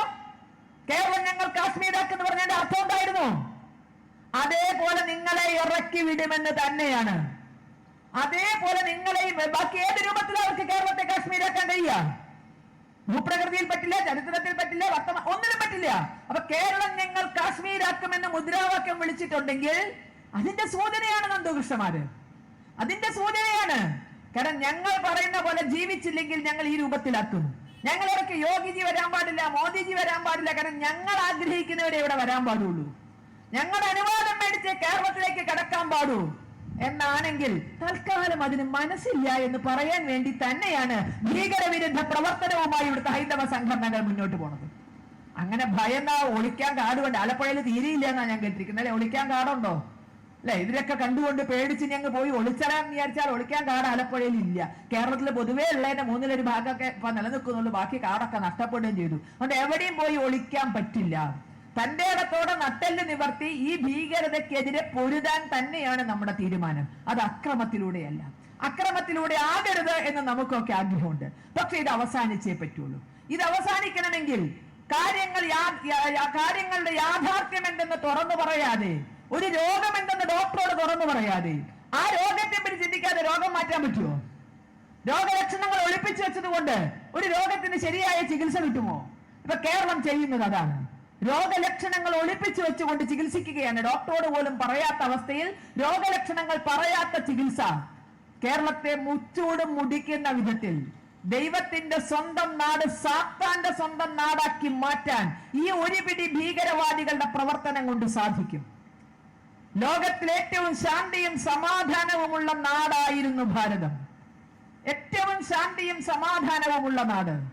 ഓരോ നാവിലും ലോക സമസ്ത സുഖിനോ ഭവന്തു എന്ന് മാത്രം പ്രാർത്ഥിക്കാൻ കഴിഞ്ഞിരുന്ന നാട്. സമസ്ത ലോകങ്ങളിലുള്ളവർക്കും സുഖം വരട്ടെ എന്ന് പ്രാർത്ഥിക്കുന്ന നാട്. അതിഥിദേവോ ഭവ എന്ന് വിശ്വസിച്ചിരുന്ന നാട്. ഇവിടേക്ക് വരുന്നവനെ ദേവനായി പൂജിച്ചിരുന്ന നാട്. ശാന്തിയുടെയും സമാധാനത്തിന്റെയും കഥകൾ മാത്രം പറയാൻ പറ്റുന്ന ഭാരതം. എവിടെയാ ഭാരതത്തിന്റെ ചരിത്രത്തിൽ ചോരപ്പുഴകൾ ഒഴുകാൻ തുടങ്ങിയത്? എവിടെയാണ് ഭാരതത്തിൽ ആരാധനാലയങ്ങൾ തകർന്നു വീഴാൻ തുടങ്ങിയത്? ചിന്തിക്കൂ. സർവദേവ നമസ്കാരം കേശവം പ്രതി ഗച്ഛതി എന്ന് വിശ്വസിച്ചിരുന്ന നാടാണിത്. നിങ്ങൾ ഏത് ദൈവത്തിനെ എങ്ങനെ വിളിച്ചാലും കുഴപ്പമില്ല. നിസ്കരിച്ചാലും നമസ്കരിച്ചാലും കുമ്പസരിച്ചാലും എന്ത് ചെയ്താലും എല്ലാം പോകുക ഒരു ദൈവത്തിന്റെ അടുത്തേക്കാണ്. സർവദേവ നമസ്കാരം കേശവം പ്രതി ഗച്ഛതി. ആ വിശ്വാസത്തിന്റെ പുറത്തല്ലേ കൊടുങ്ങല്ലൂർക്ക് ഒരുപിടി മുസ്ലിങ്ങൾ കേരളത്തിന്റെ മണ്ണിലെത്തിയപ്പോൾ ക്ഷേത്രത്തിന്റെ ഭൂമിയും ക്ഷേത്രമുണ്ടാക്കാൻ വെച്ച വസ്തുവകകളും വെച്ച് ഇന്ത്യയിലെ ആദ്യത്തെ പള്ളി ഈ കേരളത്തിന്റെ മണ്ണിൽ രൂപം കൊണ്ടത് പോപ്പുലർ ഫ്രണ്ടുകാരന്റെ ആയുധം കണ്ട് പേടിച്ചിട്ടാണോ? പെട്രോൾ ഡോളർ കണ്ട് മോഹിച്ചാണോ? കേരളത്തിലെ ഇന്ത്യയിലെ ആദ്യത്തെ മുസ്ലിം പള്ളിക്ക് കൊടുങ്ങല്ലൂർ വേദിയായത് പെട്രോൾ ഡോളർ കണ്ട് മോഹിച്ചല്ല, പോപ്പുലർ ഫ്രണ്ടുകാരന്റെ ആയുധം കണ്ട് പേടിച്ചല്ല, അവന്റെ സംഘടിത ശക്തി കണ്ട് ഭയന്നിട്ടുമല്ല. ഈ നാടിന്റെ വിശാല മനസ്സുകൊണ്ട്, ഈ നാടിന്റെ സഹിഷ്ണുതാ സ്വഭാവം കൊണ്ട്, എല്ലാം ഒന്നെന്ന ചിന്ത കൊണ്ട് ഒരു ക്ഷേത്രത്തിന്റെ ഭൂമിയും ഒരു ക്ഷേത്രം നിർമ്മിക്കാൻ വെച്ച വസ്തുവകളും കൊടുത്തുകൊണ്ട് ഇന്ത്യയിൽ ആദ്യത്തെ മുസ്ലിം പള്ളിക്ക് കൊടുങ്ങല്ലൂർ സ്ഥാപനം നടത്തി. സാമൂതിരിപ്പാടും എത്ര എത്ര എത്ര കാര്യമായാണ് അവിടേക്ക് കടന്നു വന്ന ഇസ്ലാമിക വ്യാപാരികളെ സ്വീകരിച്ചത്. അവരുടെ തന്ത്രം എന്തെന്ന് അറിയാതെയോ ചിന്തിക്കാൻ നോക്കാതെയോ അവരെ പട്ടും കമ്പളവും വെച്ച് സ്വീകരിച്ചില്ലേ? അവർക്ക് വിവാഹം നടത്താനുള്ള സൗകര്യം വരെ ചെയ്തു കൊടുത്തില്ലേ? അവർക്ക് ആരാധനയ്ക്കുള്ള സൗകര്യം ചെയ്തു കൊടുത്തില്ലേ? പോപ്പുലർ ഫ്രണ്ടുകാരനുണ്ടായിട്ട് മുസ്ലിം ലീഗുകാരൻ രാഷ്ട്രീയത്തിൽ നിർണായകമായ സ്ഥാനം നേടിയിട്ട് ആണോ? വോട്ട് ബാങ്ക് കെട്ടി മറ്റുള്ളവരെ പേടിപ്പിച്ചിട്ടാണോ? അല്ലല്ലോ. ഈ നാടിന്റെ വിശാല മനസ്സുകൊണ്ടാണ് ഈ മണ്ണിലേക്ക് അവർ കടന്നു കയറിയത്. എന്നാൽ തിരിച്ചു ലഭിച്ചതെന്ത്? എവിടെയാണ് ഇവിടെ എല്ലാ ദൈവവും ഒന്നെന്ന് ചിന്തിക്കുന്ന ഈ മണ്ണിൽ ആരാധനാലയങ്ങൾ തകർന്നു വീഴാൻ തുടങ്ങിയത്? ഇവിടെ AD 712 സിന്ധ് ആക്രമിച്ച് കടന്നു വന്ന ഇസ്ലാമിക ശക്തി അന്ന് മുതൽ ഭാരതത്തിന് ചില പുതിയ സന്ദേശങ്ങൾ പകർന്നു വരികയായിരുന്നു. മുഹമ്മദ് ബിൻ കാസിം ഒക്കെ ഇന്ത്യയുടെ മണ്ണിലേക്ക് സിന്ധിലേക്ക് കടന്നു കയറിയിട്ട് സിന്ധിന്റെ ഭരണാധികാരിയുടെ തലയെറുത്ത്, ചിന്തിക്കണം, ക്ഷേത്രങ്ങൾ തകർത്ത് തലയെറുത്ത് ആ തല അന്നത്തെ ഉമയ്യദ് രാജവംശത്തിന്റെ ഗവർണർക്ക് അയച്ചു കൊടുത്തു എന്നാണ്. വെട്ടിയെടുത്ത തല അന്നത്തെ സിന്ധിന്റെ ഭരണാധികാരിയുടെ വെട്ടിയെടുത്ത തല ഉമയ്യദ് രാജവംശത്തിന്റെ ഗവർണർക്ക് അയച്ചു കൊടുത്തു. കൂടെ ഒരു മെസ്സേജും കൊടുത്തത്ര. സന്തോഷം കൊണ്ട് വിഗ്രഹാരാധകരുടെ നാട് കീഴ്പ്പെടുത്താൻ കഴിഞ്ഞു. വിഗ്രഹാരാധകനായ ഭരണാധികാരിയുടെ തല ഛേദിക്കാൻ കഴിഞ്ഞു. വിഗ്രഹാരാധനയുടെ കേന്ദ്രങ്ങൾ തകർത്തെറിയാൻ സാധിച്ചു എന്നുള്ള സന്തോഷം ഒരു കത്തിലെഴുതി. ഇത് RSSകാർ പറഞ്ഞതല്ല, ഇതിന് രേഖയുണ്ട്. ഇസ്ലാമിക ചരിത്രകാരന്മാർ എഴുതിയ രേഖ, ആ കാലത്ത് എഴുതി വെക്കപ്പെട്ട രേഖ. ആ കാലത്ത് ഇവരുടെയൊക്കെ കാലത്ത് അവരെ പറ്റി എഴുതി വെച്ച ഇസ്ലാമിക ചരിത്രകാരന്മാരുടെ രേഖയുണ്ട്. തകർത്ത ക്ഷേത്രങ്ങളെ പറ്റി, വധിച്ച ആളുകളെ പറ്റി തിരിച്ച് ഗവർണറുടെ കത്ത് എങ്ങടും കിട്ടിയിത്രേ. ഇസ്ലാമിക, അതായത് അള്ളാഹുവിന്റെ മാർഗത്തിൽ ചെയ്യേണ്ട കാര്യങ്ങൾ ചെയ്ത് നീ നിന്റെ ദൗത്യം പെട്ടെന്ന് പൂർത്തിയാക്കുക. അള്ളാഹുവിന്റെ മാർഗത്തിൽ നീ നിന്റെ ദൗത്യം എന്താണ്? വിഗ്രഹാരാധകരെ ഇല്ലാതാക്കുന്ന ദൗത്യം നീ പെട്ടെന്ന് നിറവേറ്റുക. ഇതൊക്കെ ചരിത്ര സാക്ഷ്യമാണ്. ഭാരതത്തിന് പരിചയമില്ലാത്തതായിരുന്നു അത്. അവിടുന്ന് അങ്ങോട്ട് മുഹമ്മദ് ഗസ്നിയും ഘോറിയും അല്ലെ, അവിടുന്ന് ഇങ്ങോട്ട് കടന്നു വന്ന സുൽത്താൻ വംശങ്ങൾ ഒന്നൊഴിയാതെ എല്ലാം, അതിനുശേഷം കടന്നു വന്ന മുഗൾ വംശം, എല്ലാം എല്ലാം എല്ലാം സൂക്ഷ്മമായി നോക്കിയാൽ എല്ലാവരുടെയും ദൃഷ്ടികൾ ക്ഷേത്രങ്ങളിലായിരുന്നു. എല്ലാവരുടെയും ദൃഷ്ടികൾ ക്ഷേത്രങ്ങളിലായിരുന്നു. ക്ഷേത്ര വിശ്വാസികളുടെ പുറത്തായിരുന്നു. ഈ രാജ്യം ആര് ഭരിക്കണേനും ആർക്കും എതിരുണ്ടായിരുന്നില്ല.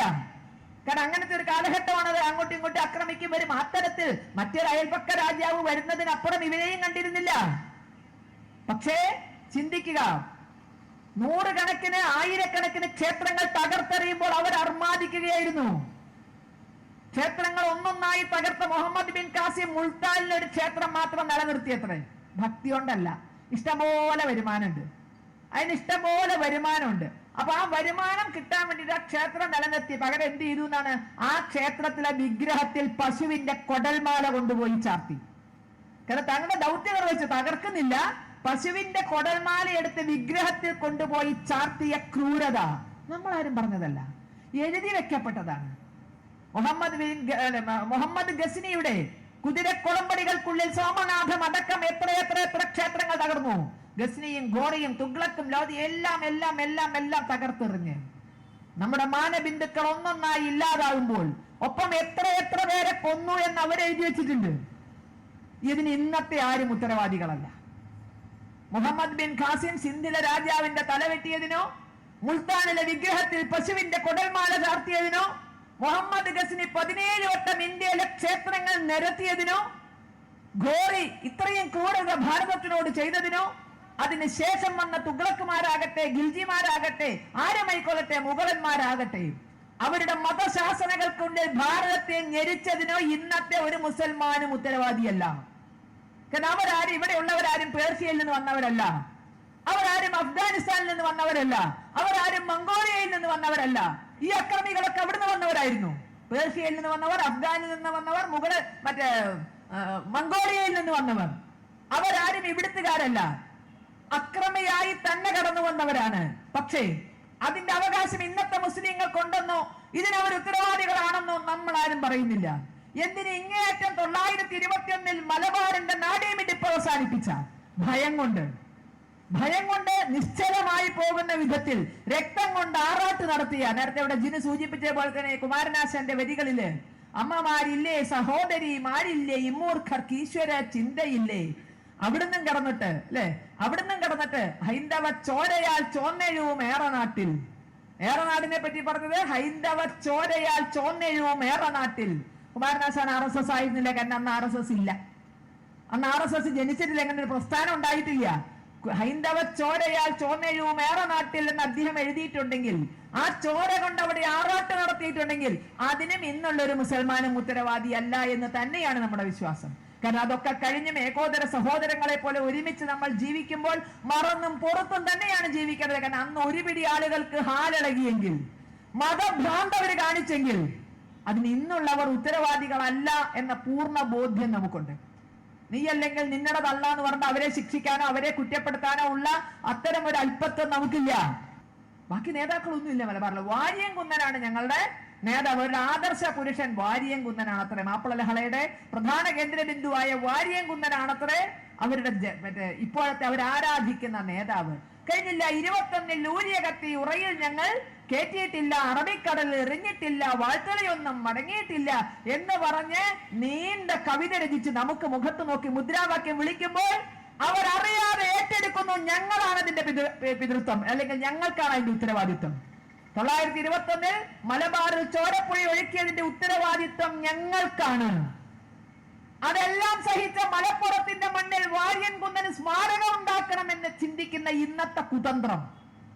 കാരണം ആ സ്മാരകം കണ്ടിട്ട് എങ്ങനെയാണ് ശ്രീരാമ ജന്മഭൂമിയിൽ ഭവ്യമായ ശ്രീരാമ ക്ഷേത്രം തകർത്ത് വികലമായ ഒരു കെട്ടിടം ഉണ്ടാക്കുമ്പോൾ ബാബറുടെ മനസ്സിൽ ഉണ്ടായിരുന്നത് എന്താണ്? ഇവിടുത്തെ ഹിന്ദു ഭയക്കണം. ഇതാ കണ്ടോ, നിങ്ങളുടെ ആദർശ പുരുഷൻ, മര്യാദ പുരുഷോത്തമൻ, ഭഗവാൻ മഹാവിഷ്ണുവിന്റെ അവതാരം ജനിച്ച മണ്ണിൽ ഇതാ ഞങ്ങൾ കീഴടക്കിയിരിക്കുന്നു. ഇത് ഞങ്ങൾ കീഴടക്കിയിരിക്കുന്നു എന്നെന്നും അതിലേക്ക് നോക്കുന്ന ഹൈന്ദവ സമൂഹം പ്രതികരിക്കാൻ മടിക്കണം, ഭയക്കണം, അടിമകളെ പോലെ വാലും ചുരുട്ടിയിരിക്കണം. അല്ലാതെ നിസ്കരിക്കാൻ വേണ്ടി ഉണ്ടാക്കിയതല്ല, നിസ്കരിക്കാൻ വേണ്ടി ഉണ്ടാക്കിയതല്ല. നിങ്ങളുടെ ശ്രീരാമന്റെ ജന്മസ്ഥാനം ഞങ്ങൾ തകർത്തത്. അങ്ങോട്ട് നോക്കാം. ഓരോ ദിവസവും അത് നോക്കുമ്പോൾ ഭയം കൊണ്ട്, നാണം കൊണ്ട്, അപകർഷതാ ബോധം കൊണ്ട് അകത്തേക്ക് ചുരുണ്ട് പോകാൻ നിർബന്ധിതനാക്കുന്ന വിധത്തിൽ അവന്റെ സ്വാഭിമാനം നശിപ്പിക്കാൻ തന്നെയാണ് ശ്രീരാമ ജന്മഭൂമിയും ശ്രീകൃഷ്ണ ജന്മഭൂമിയും കാശി വിശാലാക്ഷി സമേത വിശ്വനാഥ ക്ഷേത്രവും അടക്കം തകർത്തെറിഞ്ഞ് വികലമായ കെട്ടിടങ്ങൾ നിർമ്മിച്ചത്. വേറെ കെട്ടാൻ വഴിയില്ലേണ്ടൊന്നല്ല, വേറെ കെട്ടാൻ കല്ലും കിട്ടും, വേറെ കെട്ടാൻ സ്ഥലവും ഉണ്ട്. പക്ഷേ എല്ലാം നോക്കിയാൽ എല്ലാം അമ്പലത്തിന്റെ ശില്പങ്ങളും അമ്പലത്തിന്റെ തൂണുകൾ അതേപടി നിർത്തിക്കൊണ്ട് കാശിയിലൊന്ന് പോയാൽ മതി. ഒരു പുസ്തകവും വായിക്കണ്ട, കാശിയിലൊന്ന് പോവുക, ഞാൻ വാബി മസ്ജിദ് നിൽക്കണതൊന്ന് കാണുക. അതിന്റെ 3 ഭാഗവും ക്ഷേത്ര ചുമരുകളാണ്. അതേപോലെ ശില്പങ്ങളും എല്ലാം അതേ. എന്തുകൊണ്ടാണ്? അവിടുത്തെ ഹൈന്ദവ സമൂഹം കാണുന്നത് ഭയക്കണം, അപകർഷതാ ബോധം വരണം, അവനവനെ തന്നെ നിന്ദിക്കണം. അതേ മനോഭാവമാണ് മലപ്പുറത്തിന്റെ മണ്ണിൽ വാര്യംകുന്നന് സ്മാരകം കെട്ടണം എന്ന് പറയുമ്പോൾ അതേ മനോഭാവമാണ്. ഈ വാര്യംകുന്നനെ കാണുമ്പോൾ ഓർക്കണം, ഞങ്ങളുടെ പൂർവികർ അവിടെ അനുഭവിച്ച ഓരോന്നും, അവരുടെ മാനത്തിന്, അവരുടെ സ്വത്തിന്, അവരുടെ ജീവന് വില പറഞ്ഞത് ഓർക്കണം. ഇന്നത്തെ തലമുറ ഭയന്ന് പിന്മാറണം. വാര്യംകുന്നന്റെ സ്മാരകം കാണുന്നതോടുകൂടി ഭയന്ന് പിന്മാറണം. കാരണം ഞങ്ങൾ അതിന്റെ അവകാശികളാണ്. അന്ന് നിങ്ങളെ നിർഗതി പിടിപ്പിച്ചവർ, നിങ്ങളുടെ വംശ പരമ്പരകളെ ഇല്ലാതാക്കിയവർ, നിങ്ങളുടെ സ്വത്തുക്കൾ തട്ടിയെടുത്തവർ, നിങ്ങളുടെ അമ്മ പെങ്ങന്മാരെ അവരുടെ രക്ഷിതാക്കൾക്ക് മുന്നിലിട്ട് പിച്ച് ചീന്തി എറിഞ്ഞവർ, അവര് തന്നെയാണ് ഞങ്ങള്. സ്വയം ഏൽക്കുമ്പോൾ നമ്മൾ എന്ത് ചെയ്യും? ഞങ്ങൾക്ക് ആർക്കും അങ്ങനത്തെ അഭിപ്രായമില്ല. 921 കൂട്ടക്കൊലയ്ക്ക് ഉത്തരവാദികളാണ് ഇന്നത്തെ മുസ്ലിങ്ങൾ എന്ന അഭിപ്രായം ഞങ്ങൾക്കില്ല. പക്ഷെ അന്നത്തെ വേവും ചൂടും അറിഞ്ഞവർ, തലമുറകൾ കൈമാറി അത് ഏറ്റുവാങ്ങിയവർ, അവർക്ക് മുന്നിൽ വന്നിട്ട് ഞങ്ങളാണ് അതിന്റെ അവകാശികൾ എന്ന് പറഞ്ഞാൽ എങ്ങനെ ഇരിക്കും? ഗോറിയുടെയും ഗസ്നിയുടെയും ബാബറുടെയും ഔറംഗസേബിന്റെയും പിന്മുറക്കാരാണ് ഞങ്ങൾ എന്ന് പറഞ്ഞാൽ, കാരണം അവർക്കിപ്പോഴും സുപ്രീം കോടതി തീർപ്പ് കൽപ്പിച്ചാലും അയോധ്യയിലെ മുസ്ലിങ്ങൾക്ക് ആവശ്യമില്ലാത്ത ബാബറിയാണ് അവരുടെ വെറിയെങ്കിൽ, സുപ്രീം കോടതിയുടെ നിർദ്ദേശപ്രകാരം തീർപ്പ് കൽപ്പിച്ചാണ് രാമജന്മഭൂമിയിൽ രാമക്ഷേത്രം ഉയർന്നത്. ഇന്ത്യ മുഴുവൻ അതിനെ സ്വീകരിച്ചപ്പോൾ എന്തേ കേരളത്തിന് മാത്രം അസ്വസ്ഥത? കഴിഞ്ഞ ദിവസം ഒരു വ്ളോഗർ പറഞ്ഞില്ലേ, രാമക്ഷേത്രത്തെ പറ്റി ഇട്ടാൽ ഇവിടെ മാത്രമേ ഉള്ളൂ വെറുപ്പ്, വേറെ എവിടെയില്ല. വേറെ എവിടെയില്ല. കാരണം സുപ്രീം കോടതിയുടെ നിർദ്ദേശപ്രകാരം 2 ആരാധനാലയങ്ങൾ ഉണ്ടാകാൻ പോവുക. വളരെ രമ്യമായ ഒരു പരിഹാരത്തിലെത്തിക്കൊണ്ട് ശ്രീരാമ ജന്മഭൂമിയിൽ ഭവ്യവും ദിവ്യവുമായ രാമക്ഷേത്രം ഉയർന്ന് ശ്രീരാമലല്ല കണ്ണു തുറന്ന്, അല്ലെ, ഈ ഭാരതത്തിന്റെ ഐശ്വര്യമായി രാമലല്ല നമ്മയൊക്കെ നോക്കുമ്പോൾ എന്തേ ഇവിടെ മാത്രം അസ്വസ്ഥത? ഇവരുടെ പൂർവ്വ പിതാമഹൻ ബാബറാണോ? 1526 ഇബ്രാഹിം ലോധി എന്ന മുസ്ലിം ഭരണാധികാരിയെ, ഹിന്ദുവിനെ അല്ല, ഇബ്രാഹിം ലോധി എന്ന മുസ്ലിം ഭരണാധികാരിയെയും 1.5 ലക്ഷം മുസ്ലിം പടയാളികളെയും കൊന്നൊടുക്കിക്കൊണ്ട് ഭാരതത്തിന്റെ മണ്ണിലേക്ക് പടയോട്ടം നടത്തിയ ബാബറാണോ ഇവരുടെ പിന്മുറക്കാരൻ? അപ്പൊ ലോധി എന്തേ 5 നേരം നിസ്കരിക്കണ മുസ്ലിം ആയിരുന്നില്ലേ? അവസാനത്തെ സുൽത്താനായ ലോധി ഇബ്രാഹിം ലോധിയെയും 1.5 ലക്ഷം മുസ്ലിം പടയാളികളെയും വധിച്ച് ഭാരതത്തിന്റെ മണ്ണിലേക്ക് കടന്നു വന്ന ക്രൂരനായ ബാബർ എങ്ങനെയാ ഇവരുടെ പൂർവ്വപിതാമഹനാവണത്? അപ്പൊ ആരൊക്കെ ഭാരതത്തെ നശിപ്പിക്കാൻ കൂട്ടി നിന്നിട്ടുണ്ടോ അതൊക്കെ അവരുടെ സ്വന്തമാണ്. അപ്പൊ ഞങ്ങൾ ഇപ്പോഴും ഭാരതത്തിന്റെ അല്ല. ഒരുപിടി ഇസ്ലാമിക തീവ്രവാദികൾ പറയാതെ പറയുന്നു ഞങ്ങൾ ഭാരതീയരല്ല. ഞങ്ങൾക്ക് ഇവിടുത്തെ വിഷയങ്ങളൊന്നും അല്ല വലുത്, ഞങ്ങൾക്ക് പുറത്തെ വിഷയങ്ങളാണ് വലുത്, ഇന്ത്യയിലെ വിഷയങ്ങളല്ല വലുത്. എങ്കിൽ ഈ ഭാരതത്തിന് പഴയ പ്രൗഢിയോടുകൂടി ജീവിച്ചേ മതിയാകും. അതിന് ശല്യവും തടസ്സവുമാകുന്ന കാര്യങ്ങളെ പറ്റി വളരെ കാര്യമായി തന്നെ ചിന്തിക്കണം. ഇവിടെ കേരളത്തിന്റെ ഒരു ഗതികെട്ട അവസ്ഥ എന്റെ കൂടെ നേരത്തെ പറഞ്ഞു. നന്ദുവിന്റെ വധം നടന്ന് 3ാമത്തെ അനുസ്മരണം നമ്മൾ നടത്തുമ്പോൾ ഇതുവരെ സ്പെഷ്യൽ പ്രോസിക്യൂട്ടറെ നിയമിക്കാൻ, ഒരു സ്പെഷ്യൽ പ്രോസിക്യൂട്ടറെ അതിനു വേണ്ടി നിയമിക്കാൻ ഇതുവരെ സാധിച്ചില്ല എങ്കിൽ കാരണം എന്താ? നന്ദുവിന്റെ സാമൂഹ്യ പിന്നാക്കാവസ്ഥയാണോ കാരണം? സാമ്പത്തിക പിന്നാക്കാവസ്ഥയാണോ കാരണം? പണമുള്ളവൻ മരിച്ചാൽ മാത്രമേ നീതി വേണ്ടുള്ളൂ? ആഢ്യത്വത്തിൽ ജീവിക്കുന്നവൻ മരിച്ചാൽ മാത്രമേ നീതി വേണ്ടുള്ളൂ? നന്ദു സാമൂഹ്യ പിന്നാക്കം ആയതുകൊണ്ടാണോ? സാമ്പത്തിക ഉത്തരം പറഞ്ഞേ മതിയാവുള്ളൂ. ഇതുവരെ അതിനൊരു സ്പെഷ്യൽ പബ്ലിക് പ്രോസിക്യൂട്ടറെ നിയമിക്കാൻ സാധിച്ചില്ല എങ്കിൽ അതിനുവേണ്ടി കൊടുത്ത അപേക്ഷകളൊക്കെ തന്നെ ഇപ്പോഴും വെളിച്ചം കാണാതെ ഇരിക്കുന്നുവെങ്കിൽ ഞങ്ങൾ പറ്റ കാരണമേ അതിന് പറയാനുള്ളൂ. ഈ സാമൂഹ്യ പിന്നോക്കാവസ്ഥയും സാമ്പത്തിക പിന്നോക്കാവസ്ഥയുമാണ് അതിന് കാരണമെന്ന്. നീതി കിട്ടിയേ മതിയാകൂ. നന്ദുവിനും നീതി കിട്ടിയേ മതിയാകൂ. ഇവിടെ ജീവിക്കാൻ ആഗ്രഹിക്കുന്ന ഒരു ചെറുപ്പക്കാരനെ ഇല്ലാതാക്കിയിട്ട് അത് ഇത്തരത്തിൽ അനന്തമായി നീട്ടിക്കൊണ്ടുപോകാൻ, ആ നീതി അനന്തമായി നീട്ടിക്കൊണ്ടുപോകുന്നത് ആപത്താണ് എന്ന് മാത്രമേ പറയാനുള്ളൂ.